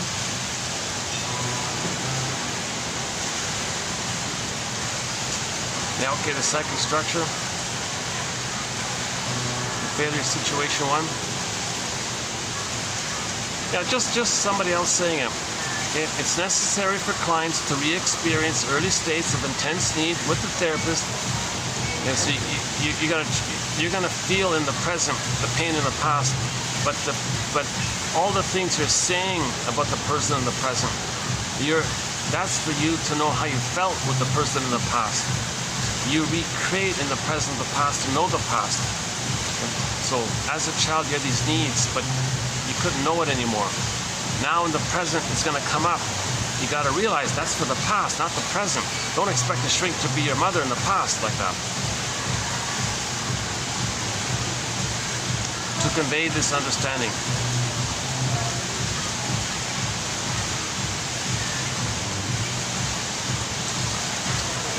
The analyst's failure is being used and must be treated as a past failure. Okay, so the person in the present who failed, oh, shrinker man, you failed me. I trusted you. You didn't say nice things or mirror me or something. You're ignoring me or something. Okay, that kind of failure like that rage like that's for you to know that your mother failed. His job is to bring your awareness to all this, not to accept it as at face value like that. The person in the present, the shrink's job is just to give you interpretations and make you aware of the past so you can mourn the past and so you can love life in the present. It's not meant to fill in as the parent or step in as the missing parent. He's like a detective. He's an analyst. He's like a shrink. Like he's a scientist. He's not like a substitute parent or something. He's just like a detective kind of person. So if you're a shrinker man, you're such a liar, you're such a failure. If that rage you have at the parent, that rage is for the mother. He helps you to realize this kind of thing. So that's the transference interpretation. All right, again, to recall the parents' original failures. These experiences of recall are first manifest in the client's capacity to respond angrily to some failure on the part of the therapist, as if it were an original parental failure. His job, his failure is being used and must be treated as a past failure. So the present failure must be seen as a past failure. So the client thinking there's some kind of present failure, you got to get to the place where that represents a past failure. It must be treated as a past failure, one that the client can perceive and understand and encompass.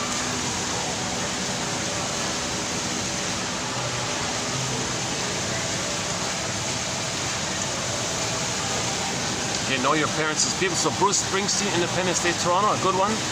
Toronto, Independence Day, Bruce Springsteen. Listen to the introduction he gives to that song about being startled that your parents are just people, traumatized people.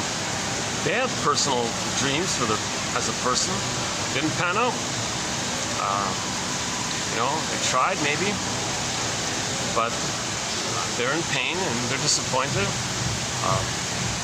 So maybe they limitations like that. It's still some blessings and limitations. Can you see this ambivalence like that? Rosanna Deerchild, an indigenous elder, quote, "The more I learned of my mother's story, the more of a person she became to me." So see your parents as people, traumatized people. Maybe the parents came from a place that was pillaged and plundered. If there's all this unsafety in an environment, no child feels safe to know himself. His amygdala's too flared up.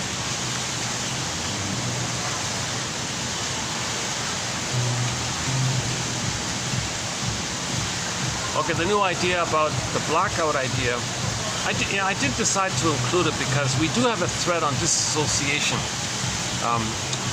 Like how does the baby escape when there's no escape? Well, he does it in the mind, right?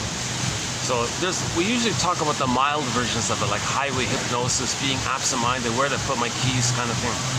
So here's another variation of it, this blackout in the alcoholic area, where they still function and you can talk to the person, but an hour later, did I just talk to that person? Did I agree to that, really? That's called they call that a blackout. I had no idea this was the jargon in the AA area. So I thought I might add that to our chapter on disassociation. Like the Flight in the Mind one. Philip Bromberg's the main author on it. He's got a trilogy of books on the topic. Standing in the Spaces, Awakening the Dreamer, and Shadow of the Tsunami. He calls trauma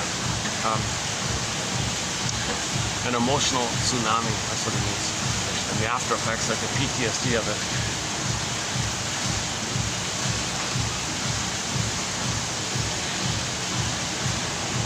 Okay, the flowers and the crystals, we all have different facets. Keep that in mind. And the last one about the importance of feelings. Feelings make you ethical and moral and have empathy. You love life in the present. You're creative. You're doing things. There's a flow like that. Now you got this wellspring of energy to do things. But if you're denying your feelings, then you feel pain and you'll blow off steam all the time. See, if you're feeling things are flowing like the wellspring, if you don't feel things, if the well dried up and you got pain, then you're blowing off steam. The pressure cooker phenomena. So these people are hot-headed, fly off the handle easily, flash rages, whatever you want to call it. Oh yeah, in the Harry's Law, one guy had flash rages all the time. Oh my God. Like out of the blue, he would just like slam the table violently or something.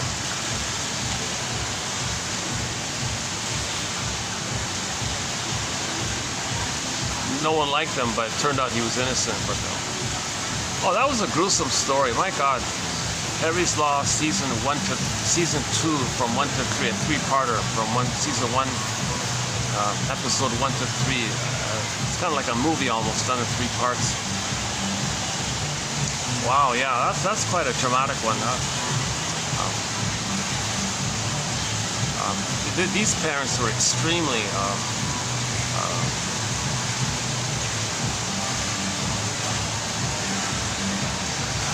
they were so cruel, these parents, that one of them spaced out. So he just, the lost child one. The other one, the daughter, plotted and planned to get even with her parents. So she murdered her mother, but did it in a way to make it look like that her father did it, to send the father in jail and see she'd be free like that. Like, what a dysfunctional family, right? And nobody liked the father because everybody assumed he did it, and no one liked them. He was a crude, vulgar, violent character. But it turned out this sweet little daughter did it, you know. And she explained it at the end. Oh yes, my mother, she was so lovely, and oh, and father, you enabled it and you supported it. I wanted to thank you. She's being like sarcastic, right? That's a disturbing show. I didn't know it was a black, kind of a black, dark, kind of gloomy show. I lost all respect for. I really am surprised that Mr. Kelly.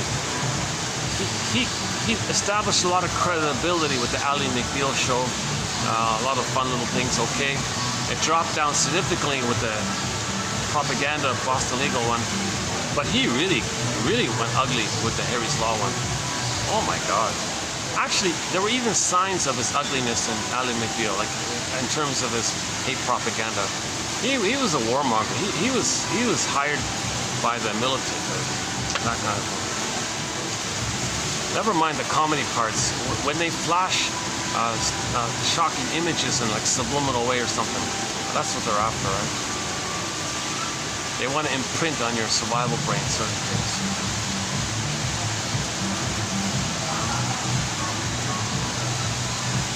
The Daily Hit or something.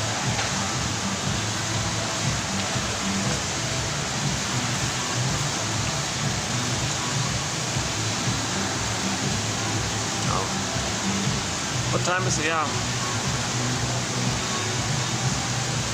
5 o'clock, 4:58. Since I did a 5-hour video yesterday. I did a 5-hour video yesterday, so I feel like I covered a lot of the main points. This video is just sort of like a housekeeping, a little tag on points. I'm not really fully in the mood to get into the other material. Just suffice it to say,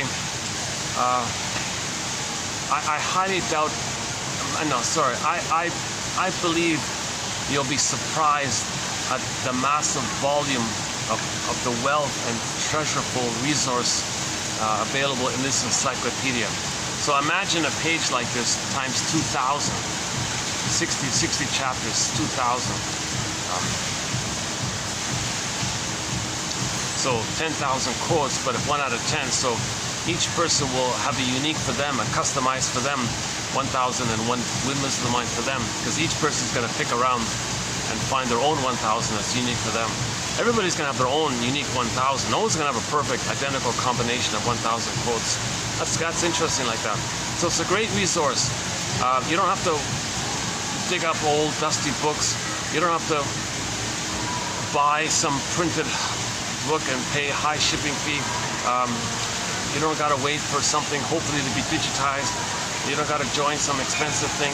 It's all the best of the best is right here. 1001 Windmills of the Mind, psychoanalytic psychotherapy's greatest hits. For the love of narrative medicine. So you just you can read it offline, kind of thing. Just scroll down. You'll find. I think within 10 minutes you'll find one that you like if you read 10 quotes. Or just do a rant. I do that. I'll just spin a wheel. I'll just scroll quickly a few times, just pause, and just read a couple. You can do it that way.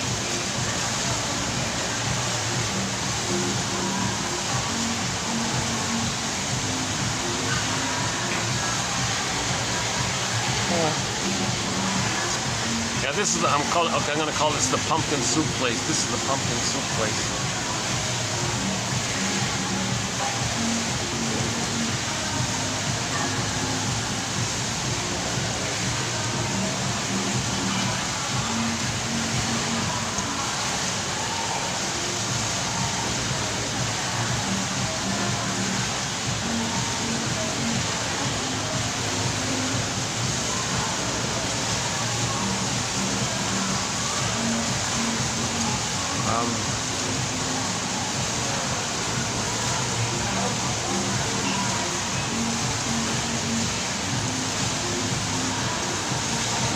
So again, our beingness is frozen, or like Snow White. You identify your patterns, narrative medicine, what are you repeating, what are you projecting. You do this kind of exploration of understanding how you responded to trauma, what you did in the mind, what defense mechanism did you adopt in response to the trauma. That loosens things up, then Snow White can wake up and you get back yourself. And when you get back yourself, there's like a wedding. And there's some fairy tales that there's a wedding like that. That means you got back yourself. Like when Odysseus got back home, he was reunited with Penelope. Now again, home, we mean like inner home. Ithaca is like a sense of self-home, inner home. Our home is within, our inner home. We're trying to get back home means inner home, not an outer place home. And then you get to Felix back, Penelope came back. Okay, Miss Core got pulled down. Okay. Innocent core of a person, the core beingness of a person. Miss Core even came back, and she's more.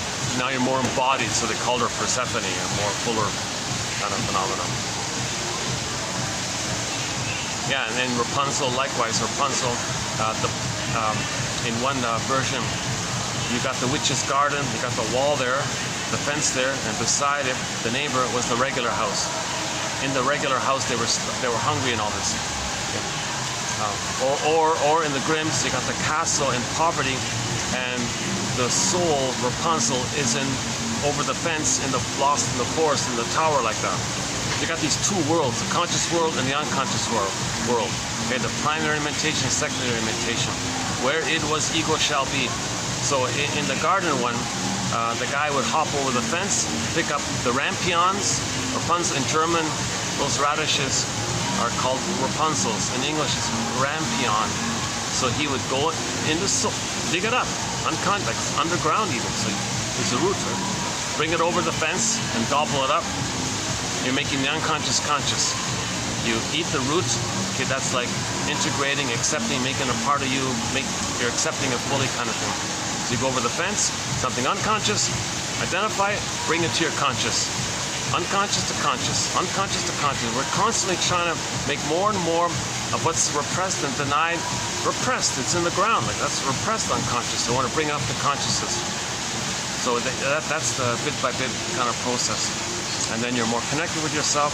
Now in the garden, in the witch's garden, you can now switch it to the image of the forest. And in the forest, you got the tower and the Rapunzel there. So you want to get Rapunzel back to the castle. In the castle, there was poverty. It's a problem like that. In a myth or fairy tale, they say, oh, the land is suffering, there's poverty and all this. House is falling apart, no crops, whatever.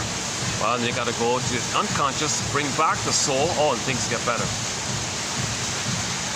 So the part of the system, part of us recognize our lost soul, and then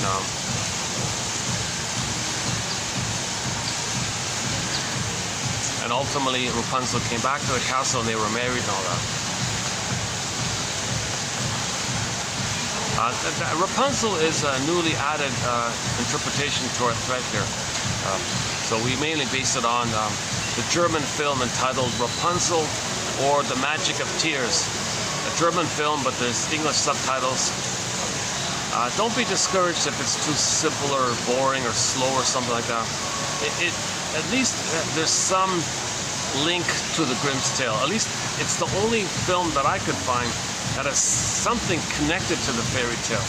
The rest of the stuff is all just frivolous, right?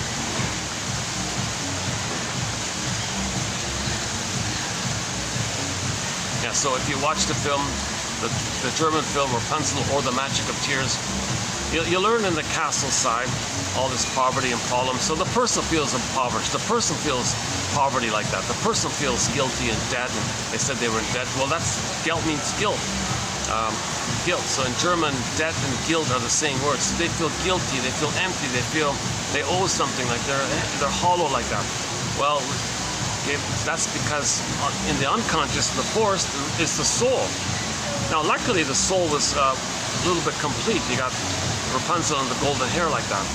But then there was a reaction. The hair was removed, so there's like they were separate like that. But at the same time, Rapunzel is free from the tower, but she's lost also in the unconscious. Okay?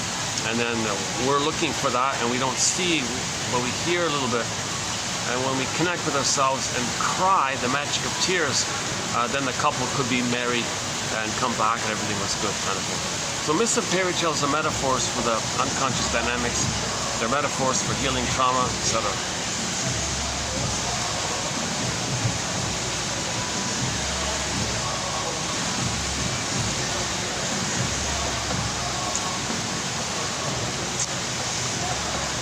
Actually, there is the upstairs spot I could go to, yeah.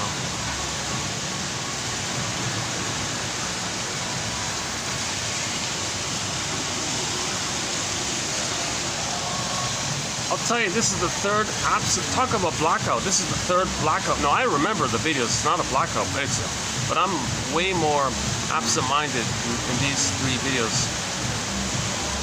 So I'm definitely taking a break after this short one and feel more present.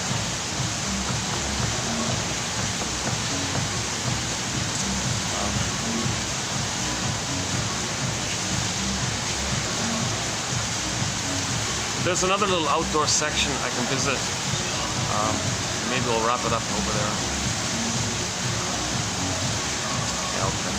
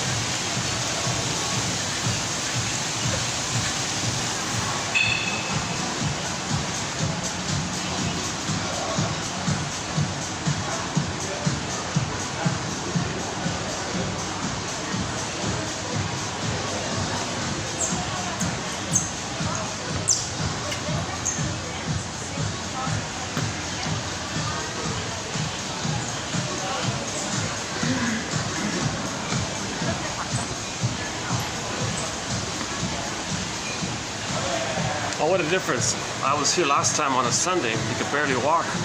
It's just so crowded.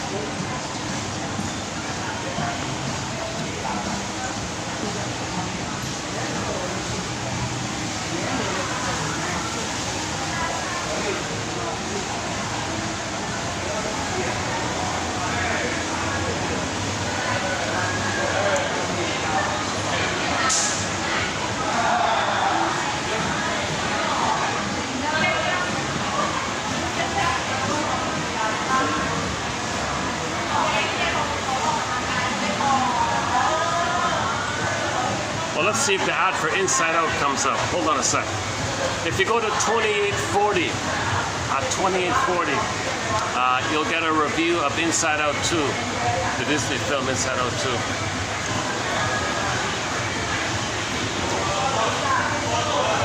Hold on a sec. Yeah, let's see if it flashes up here. Yeah, 2840. You'll get like a 3-hour review. It's the world's only psychoanalytic review of the Disney film Inside Out 2.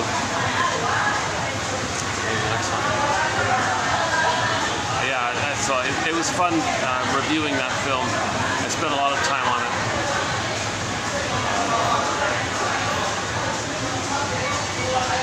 No? Oh, jeez.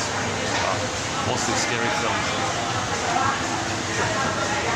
You know, these horror films, you see, that they're saying they're saying somebody's communicating to this trauma, that they feel like that.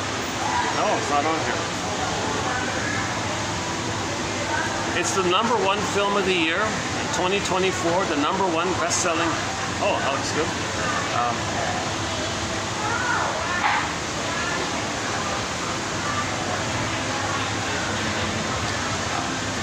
Where's the Inside Out 2? Oh, jeez. It wasn't worth waiting. I thought I'd get it on. Yeah, Inside Out 2, the #1 best-selling film for 2023. Seriously? Oh, forget it.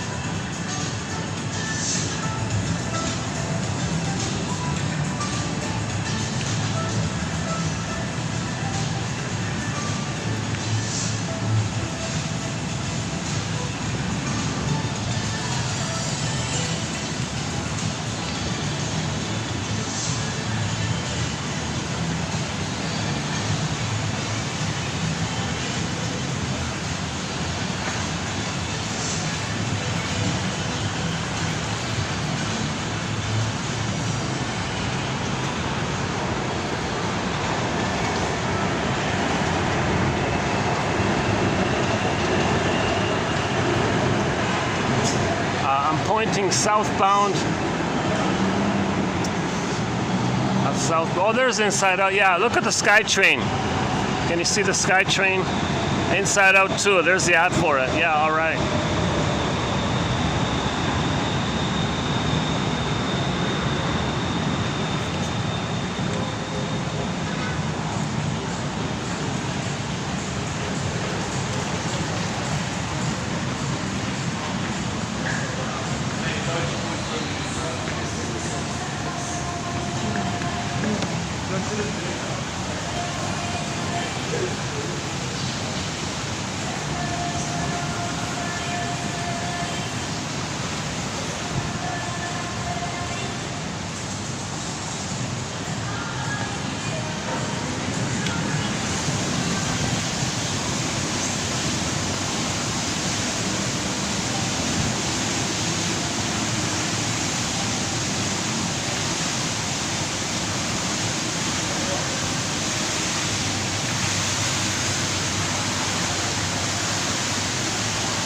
Well, I'll be surprised if I can end this video on a joke, something lighthearted, something funny. Usually I try to end up with a joke of some kind. rainforest chandelier. Pardon me. That chandelier is called the rainforest chandelier.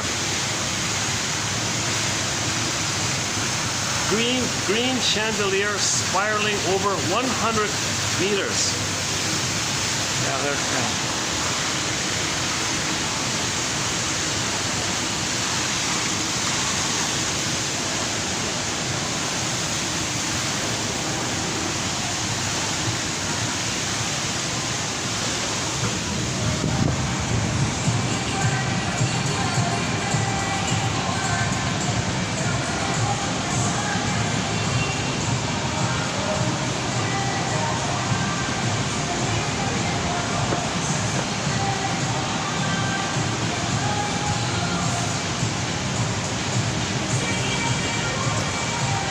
Oh, let's end up with the bamboo in the background. I love the bamboo. Yeah, okay. All right. Oh, I love the bamboo. Yeah, it's awesome. Bamboo's awesome. Yeah. Okay, any final thoughts? Well, you have your mission. Okay, so to pick one out of the 11 here, see if there's one, and then make some note of it. That's it. Bruce Springsteen, Independence Day, Toronto. Listen to the intro that he gives. If you're interested, I would highly recommend getting the comic Psychoanalysis. It came out in '55. It was only 10 cents an issue at that time. Now it's impossible to find. But 4 years ago, they reissued it in both in hardback, the complete run, plus it's the digital version of it. Dark Horse Publishing. The comic Psychoanalysis. There's 12 therapy sessions all in. That comic gives you the clearest, most fun way and an immediate sense of fully getting what psychoanalysis is all about. They do repetition compulsion, transference, separation anxiety, the overeater guy, the womanizer guy, the toxic masculinity, the emotional triangle, the scapegoating, self-defeating behavior, projection. Ellen there, the second one, Ellen, she criticized herself all the time. So she thought everybody was criticizing her because she projected her own inner critic, mother's hate, onto everybody and was shy like that. And then people thought she was rude, so they ignored her, and she perpetuated her loneliness by the projection of her own inner critic onto others.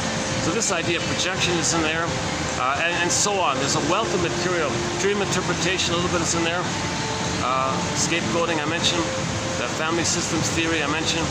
And I know there's more in there.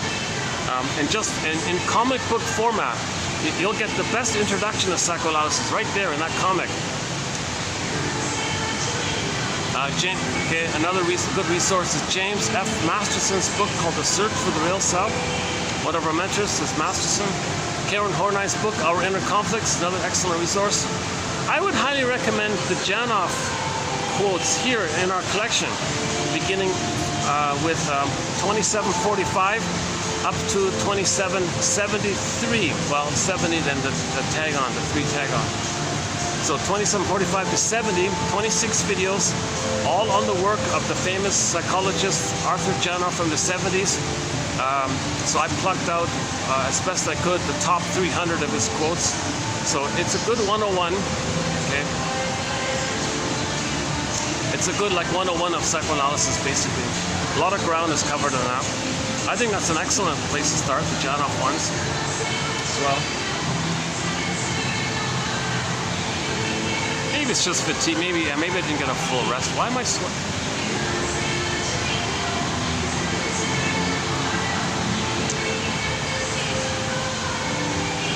This is the stage, by the way. I'm on the stage here. So sometimes they have like little mini concerts here. And there's the dressing room, I think, the bamboo dressing room.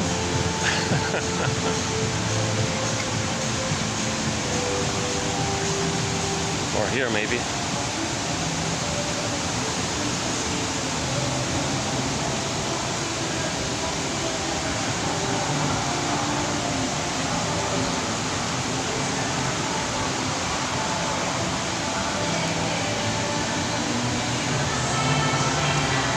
Any final thoughts here?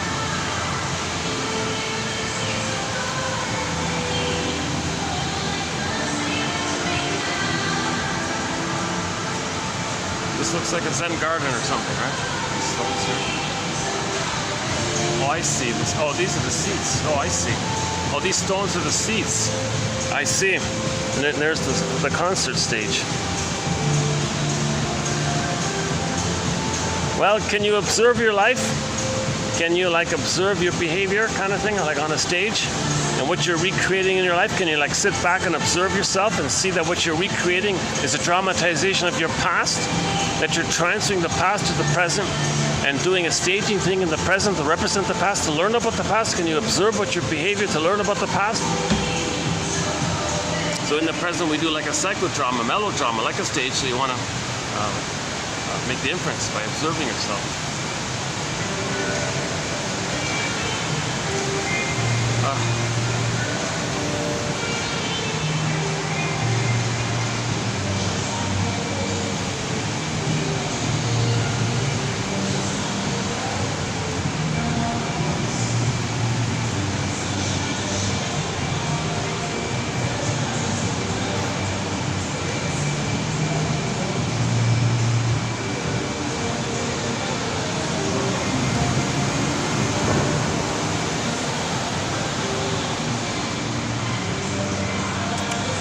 Last time I went to there's a real fun restaurant just across the bridge there. I won't do it this time here.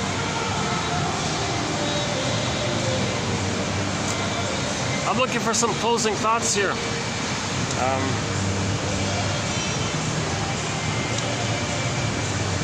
So there's certainly an ambivalence in my videos. Some days are better than others.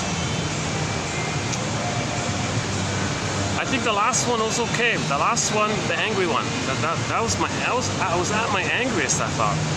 I've never been that angry before doing a video. But the caffeine kind of made me speak quickly, so I covered a lot of ground in the last video.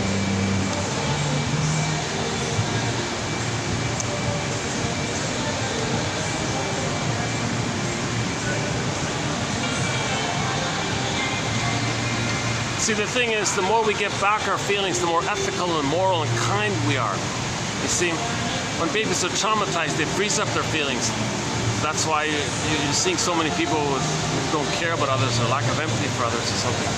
So more and more people are kind of linked. Well, we're all linked to this call to participate in nature's innate drive for healing. You get hunches, so you kind of like that, right?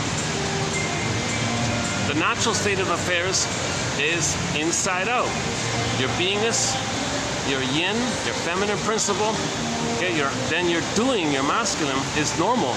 It's ethical and kind because you're coming from the feeling place.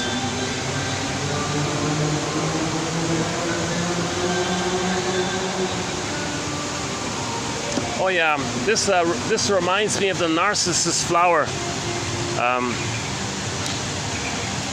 Not exactly, but we talked about narcissists. One of our chapters is on the narcissistic personality pattern.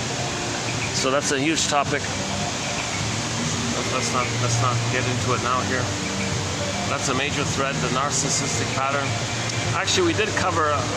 We did add a new quote by Lucy Holmes about. Was it two videos ago, I think. 2 or 3, something like that. In terms of what not to do, in terms of trying to heal somebody with a narcissistic pattern. So some people actually think you got no choice, you got to be their mother. No, so that we talked about that. Yeah. That's nonsense. You can't do it. Those are set things. Post age 3 or 5, you can't like just act like it's so malleable like that. Those memories are glued in the brain. They even have a name for the chemicals that seal it in, like they're sealed in kind of. Catecholamines or something, I forgot.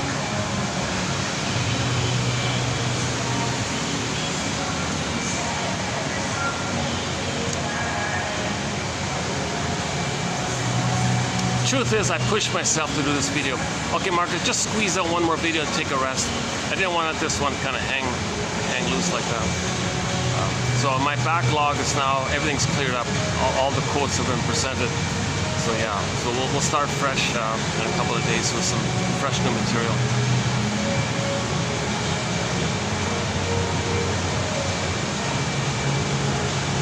Some of the quotes in today's batch really should be in the honorable mention pile. That's why I'm feeling a little badly about today's batch. So we do have a batch of quotes belonging to the honorable mention pile. Honestly speaking, maybe half of the quotes in this set belong in that pile. So that's why today's a weaker video. But we got the first one. That's good enough. Which is worse? To realize you're no longer who you were, or that you're still what you always were. Something like that.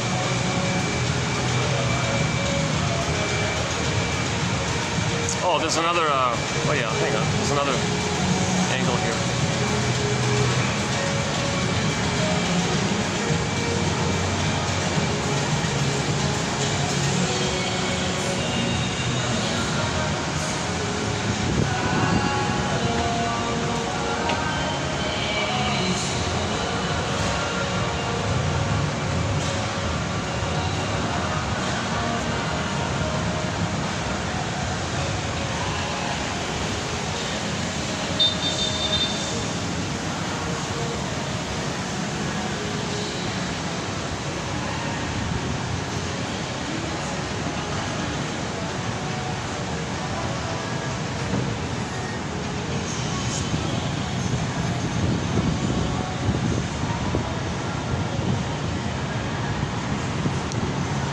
There's the park.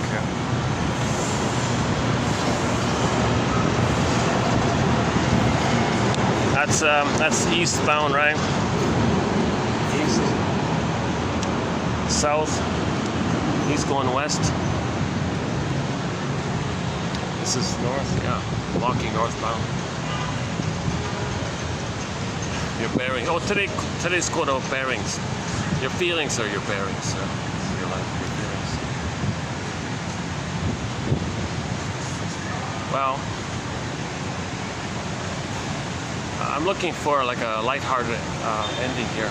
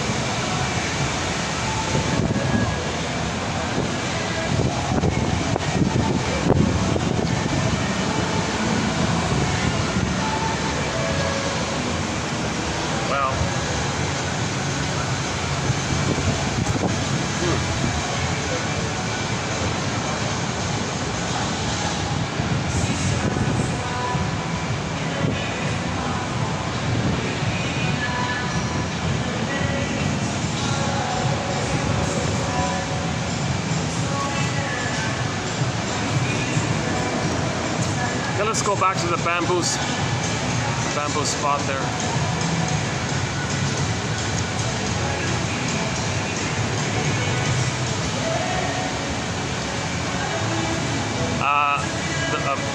The most recently added joke, just a short one, to our thread on humor was from a guy named Berman. Berman, another one. Berman, sorry. Yeah, we've got some jokes from a guy named Steve Berman. Another guy named Berman. He said, oh yeah, if you take pleasure in mocking psychoanalysis, if you mock and make fun of therapy and all this, then you're a Schadenfreudian. And then he made the added point, we need to introduce into the English language Freudenfreude.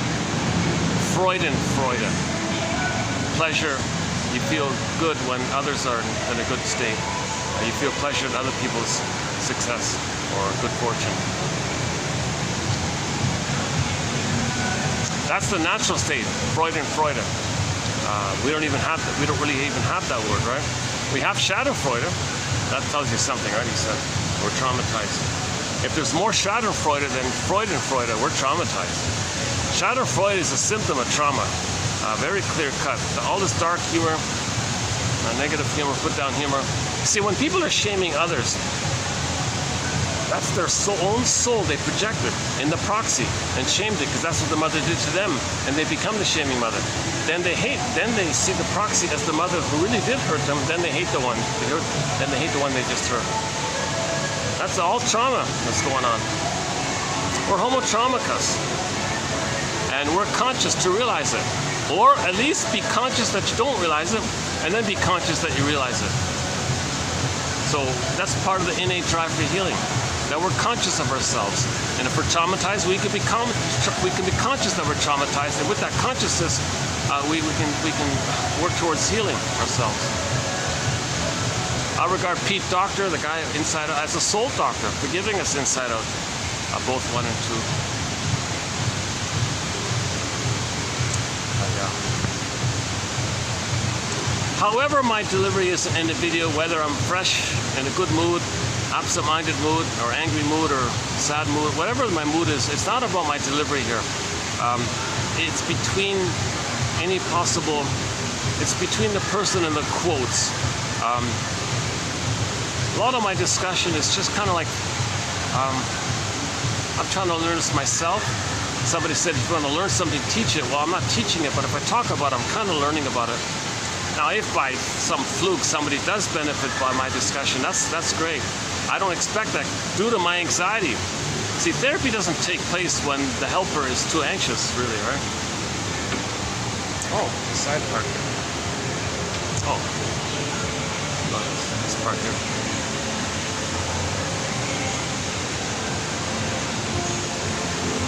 I see. I imagine the performance up there.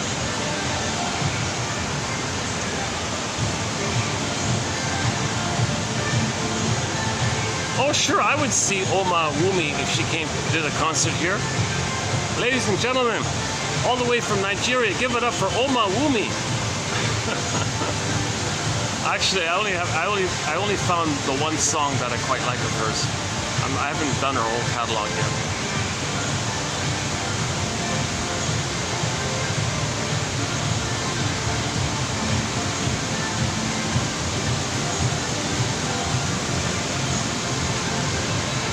Oh, Altın Gün, yeah, we recently added a song by the Turkish pop band called Altın Gün, a song called Rakia Su Kataman.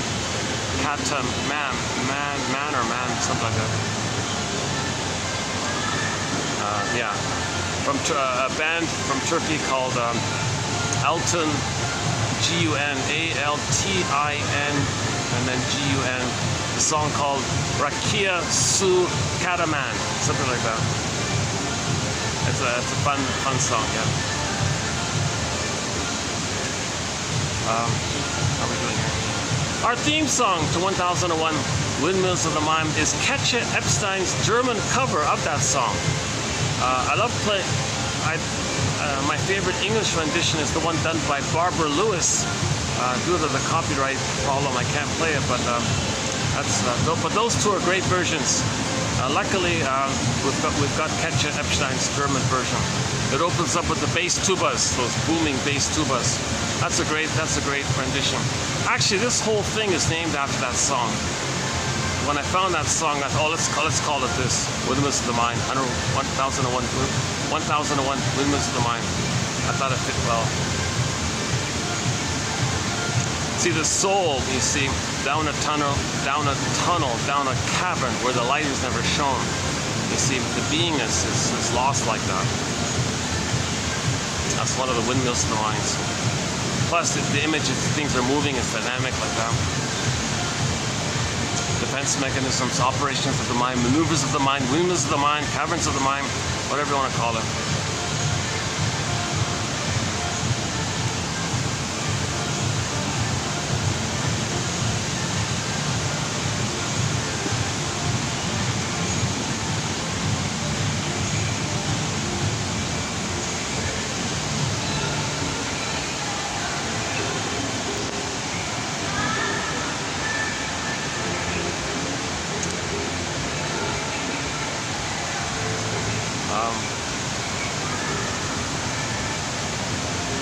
Oh, the Doobie Brothers' song called What a Fool Believes is our linked song to our topic on transfers, love, done about a year and a half ago. I mentioned Santos yesterday, yeah.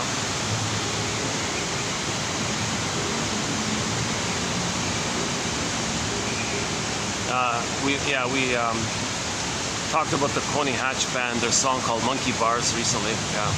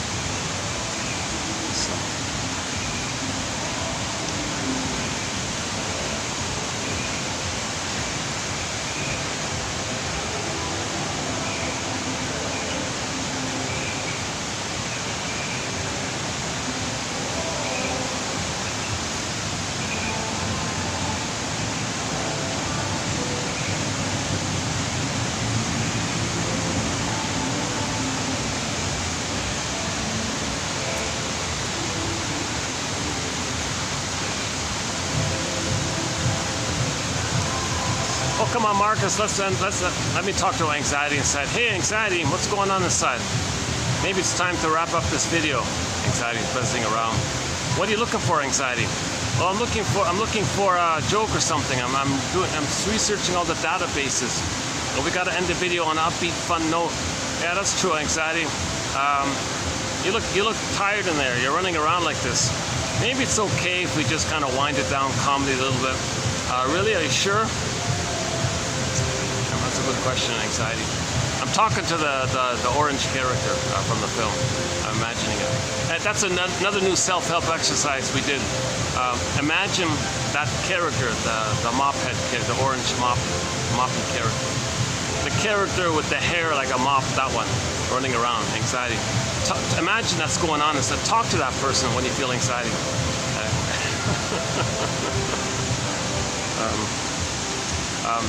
So yeah, anxiety, I think we can wind down this video here. You sure? I think so. We've done a lot of good videos already. Not every video has to end on a funny note. Are you sure? Because I can keep looking. Yeah, I know. I see you've got a box of energy drinks nearby or something. Hold up. I think we'll just end up on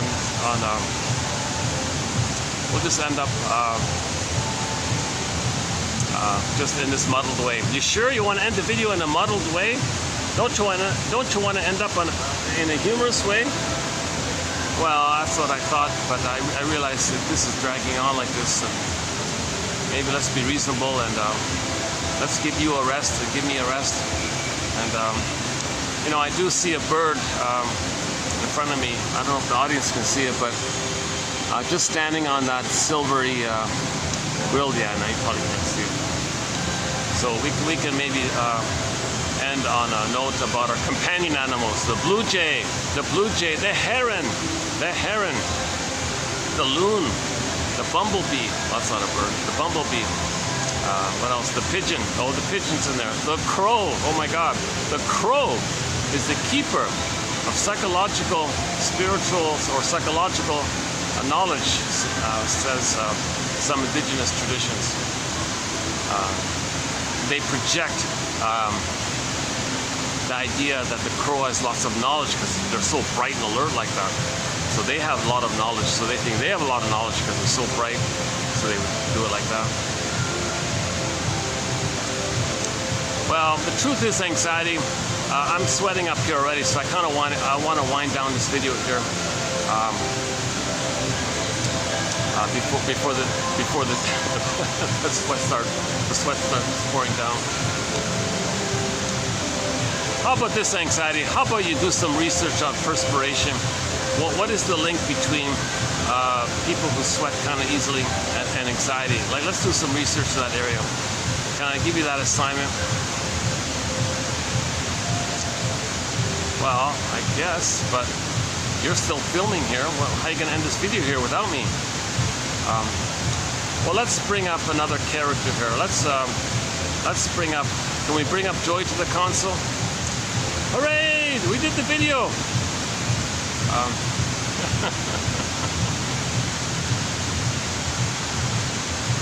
For the love of narrative medicine, I'll see you in a couple of days, and we'll continue to add excellent quotes to our various threads.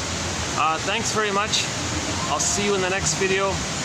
For the love of narrative medicine.